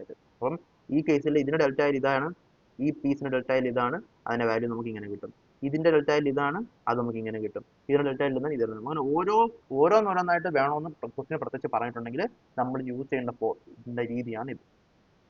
ഇതെല്ലാം കൂടെ കൂട്ടിക്കഴിഞ്ഞാൽ നമുക്ക് കംപ്ലീറ്റ് ആയിട്ട് ഇതിനകത്ത് ഉണ്ടാവുന്ന ഇൻഫോർമേഷനും കിട്ടും. അപ്പോൾ സിമ്പിളായിട്ട് പറഞ്ഞാൽ വളരെ സിമ്പിളാണ്. ഒരു സെക്ഷൻ എടുക്കുക, ആ സെക്ഷൻ ലെഫ്റ്റ് സൈഡ് നോക്കുക, അത് തന്നെ റൈറ്റ് സൈഡിൽ ഉണ്ടാവും, അത് ആ കംപ്ലീറ്റ് ബാറിനും ഉണ്ടാവും. അടുത്ത നമ്മൾ ഇത് ക്രോസ് സെക്ഷൻ മാറുന്നെങ്കിൽ അടുത്ത് വേറെ സെക്ഷൻ എടുക്കണം, ക്രോസ് സെക്ഷൻ മാറുന്നെങ്കിൽ വേറെ സെക്ഷൻ എടുക്കണം, മാറുന്നെങ്കിൽ വേറെ സെക്ഷൻ എടുക്കണം. മനസ്സിലായോ? അപ്പം ഇയോ മാറുന്നെങ്കിൽ നമ്മൾ പുതിയ സെക്ഷൻ എടുക്കണം, എന്നിട്ട് അതിനകത്ത് കണ്ടുപിടിക്കണം, വീണ്ടും അടുത്തതിനകത്ത് കണ്ടുപിടിക്കണം. അങ്ങനെ നമ്മൾ 3 സെക്ഷൻസ്, എത്ര സെക്ഷൻ ഉണ്ടോ അത്രയും സെക്ഷൻ നമ്മൾ ഇൻഡിവിജ്വൽ ആയിട്ട് കണ്ടുപിടിച്ചതിന് ശേഷം ഓരോ സെക്ഷനകത്തും വരുന്ന ഡിസ്പ്ലേസ്മെന്റ് അല്ലെങ്കിൽ ഡെൽറ്റ എൽ കണ്ടുപിടിച്ചിട്ട് ടോട്ടൽ ആയിട്ട് ആഡ് ചെയ്ത് കഴിഞ്ഞാൽ നമുക്ക് ടോട്ടൽ ആയിട്ടോടെ ഇൻഫോർമേഷൻ കിട്ടും. ഇതാണ് കൺസെപ്റ്റ്. ഓക്കെ അല്ലേ? അടുത്ത വേറൊരു കേസ് പാരലൽ ലോഡിങ്. നമ്മൾ നേരത്തെ ഒരു പ്രോബ്ലത്തിൽ കൂടെ നമ്മൾ പഠിച്ചത് ഒരു സീരീസ് ലോഡിംഗ് ആണ്. ഇനി നമുക്ക് ഒരു പാരലൽ ലോഡിങ് എങ്ങനെയാണെന്ന് മനസ്സിലാക്കാം. ഓക്കെ, അപ്പോൾ പാരലൽ ലോഡിംഗ് എന്ന് പറഞ്ഞാൽ ഈ പടത്തിൽ കാണിച്ചേക്കുന്ന കണക്കായിരിക്കും. അതിനകത്ത് ഇതൊരു ഫിക്സ്ഡ് സ്ഥലമാണ്, ഇത് ഫിക്സ്ഡ് അല്ല, ഇത് മൂവ് ചെയ്യാൻ പറ്റുന്ന സ്ഥലമാണ്. ഓക്കെ, ഇത് ഫിക്സ്ഡ് ആണ്, ഇത് മൂവ് ചെയ്യാൻ പറ്റുന്ന സ്ഥലമാണ്. അപ്പം ഈ ഫിക്സിനകത്ത് ഒരു പർട്ടിക്കുലർ ഒരു സാധനം നമ്മൾ വെച്ചിട്ടുണ്ട്. അതുപോലെ തന്നെ വേറൊരു മെറ്റീരിയൽ നമ്മൾ ഇവിടെ വെച്ചിട്ടുണ്ട്, വേറൊരു ബാർ വെച്ചിട്ടുണ്ട്. ഈ രണ്ട് ബാറിന്റെ ലെങ്ത് സെയിം ആണ്, പക്ഷേ അതിനകത്തുള്ള മെറ്റീരിയൽ ഡിഫറെൻ്റ് ആണ്. E1 E2 ഡിഫറെൻ്റ് ആണ്, area of cross section different ആണ്, A1 A2 ഡിഫറെൻ്റ് ആണ്.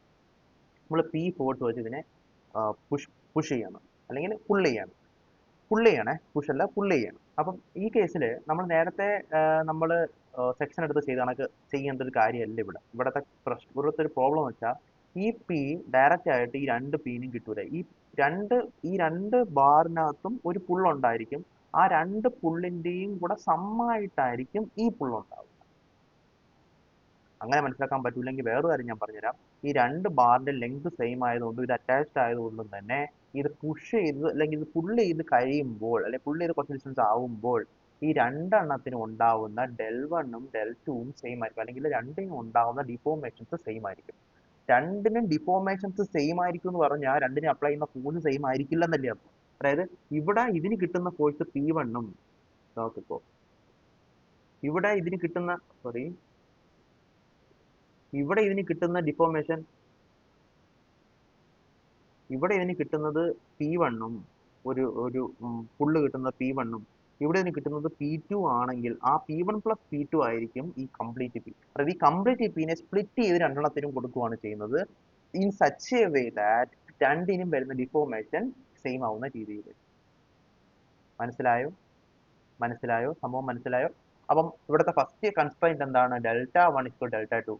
അതായത് ഇത് P1ഉം ഇതിന് P2 ആണ് ഉള്ളതെങ്കിൽ P1L1 ഡിവൈഡ് ബൈ E1A1 എന്ന് പറയുന്ന first deformation will be equal to P2L2 divide by E2A2 എന്ന് പറഞ്ഞ സെക്കൻഡ് ഡിഫോർമേഷൻ. P1 ഒരു ഇക്വേഷൻ കൂടെ കിട്ടും, P1 പ്ലസ് P2 = P. അപ്പോൾ 3 ബാർ വരുവാണെന്നുണ്ടെങ്കിൽ വീണ്ടും എന്തെങ്കിലും ഇക്വേഷൻ അല്ലെങ്കിൽ കൺസ്ട്രെയിന്റ് അവർ തരണം. ഈ രണ്ട് കൺസ്ട്രെയിന്റും രണ്ട് ഫോഴ്സും വെച്ച് നമുക്ക് ഇതിനകത്ത് കണ്ടുപിടിക്കാൻ പറ്റത്തുള്ളൂ. മനസ്സിലായില്ലേ? ഓക്കെ. അപ്പോൾ അങ്ങനെ നമുക്ക് P1 പ്ലസ് P2 P കിട്ടി. ഈ രണ്ടിനകത്ത് വീണ്ടും P1 P2 വരുന്നതുകൊണ്ട് നമുക്ക് P1ഉം P2 ഇൻഡിവിജ്വൽ ആയിട്ട് കണ്ടുപിടിക്കാൻ പറ്റും. ആ ഒരു P1 കിട്ടി കഴിഞ്ഞാൽ, അല്ലെങ്കിൽ ആ ഒരു അടുത്ത P2 കിട്ടിക്കഴിഞ്ഞാൽ അതിനെ നമ്മൾ ജസ്റ്റ് ഇതിനെ തിരിച്ച് സബ്സ്റ്റിറ്റ്യൂട്ട് ചെയ്ത് കഴിഞ്ഞാൽ Δ1 = P1L1 divide by E1A1 substitute ചെയ്ത് കഴിഞ്ഞാൽ Δ1 കിട്ടും. അത് തന്നെയായിരിക്കും Δ2 വരുന്നത്. അപ്പോൾ അങ്ങനെയാണ് നമ്മൾ പാരലൽ ബാറിനെ കണ്ടുപിടിക്കുന്നത്. പാരലൽ ബാറിന്റെ ഡിഫോർമേഷൻ കണ്ടുപിടിക്കുന്നത് അങ്ങനെയാണ്. ഓക്കെ. ഇനി നമ്മൾ നേരത്തെ പറഞ്ഞ ക്വസ്റ്റ്യനും ഈ ക്വസ്റ്റ്യനും കൂടെ നമുക്ക് ഡെൽറ്റ മാത്രം, അതിന്റെ ഫൈനൽ ആയിട്ട് കിട്ടുന്ന ചേഞ്ച് ഇൻ ഡിഫോർമേഷൻ മാത്രമാണ് ചോദിച്ചേക്കുന്നതെങ്കിൽ നമുക്ക് വേറൊരു രീതിയിൽ ചെയ്യാനായിട്ട് പറ്റും.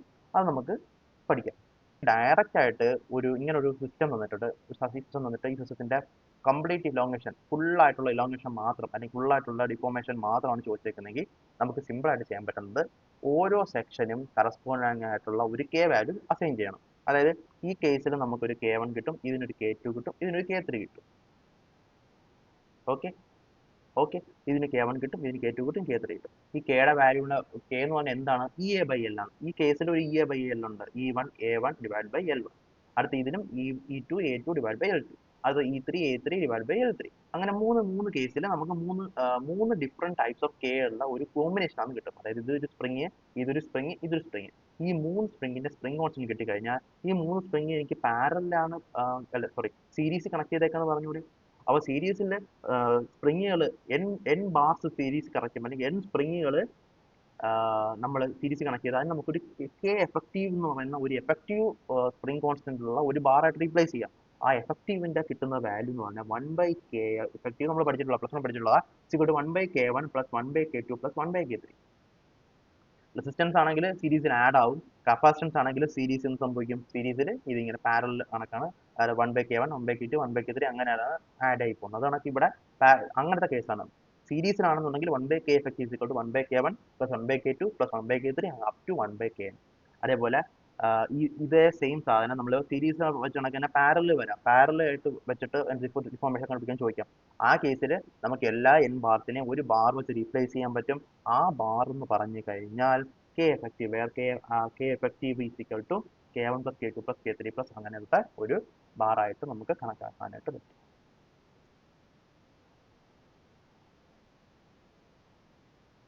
ഓക്കെ ആണോ? അത്രേ ഉള്ളൂ. ഓക്കെ, സംഭവം വളരെ സിമ്പിൾ ആണ്, അത്രേ ഉള്ളൂ.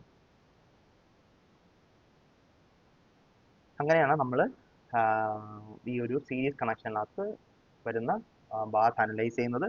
പാരലൽ കണക്ഷനിൽ വരുന്ന ബാർസും നമുക്ക് അങ്ങനെ അനലൈസ് ചെയ്യാനായിട്ട് പറ്റും.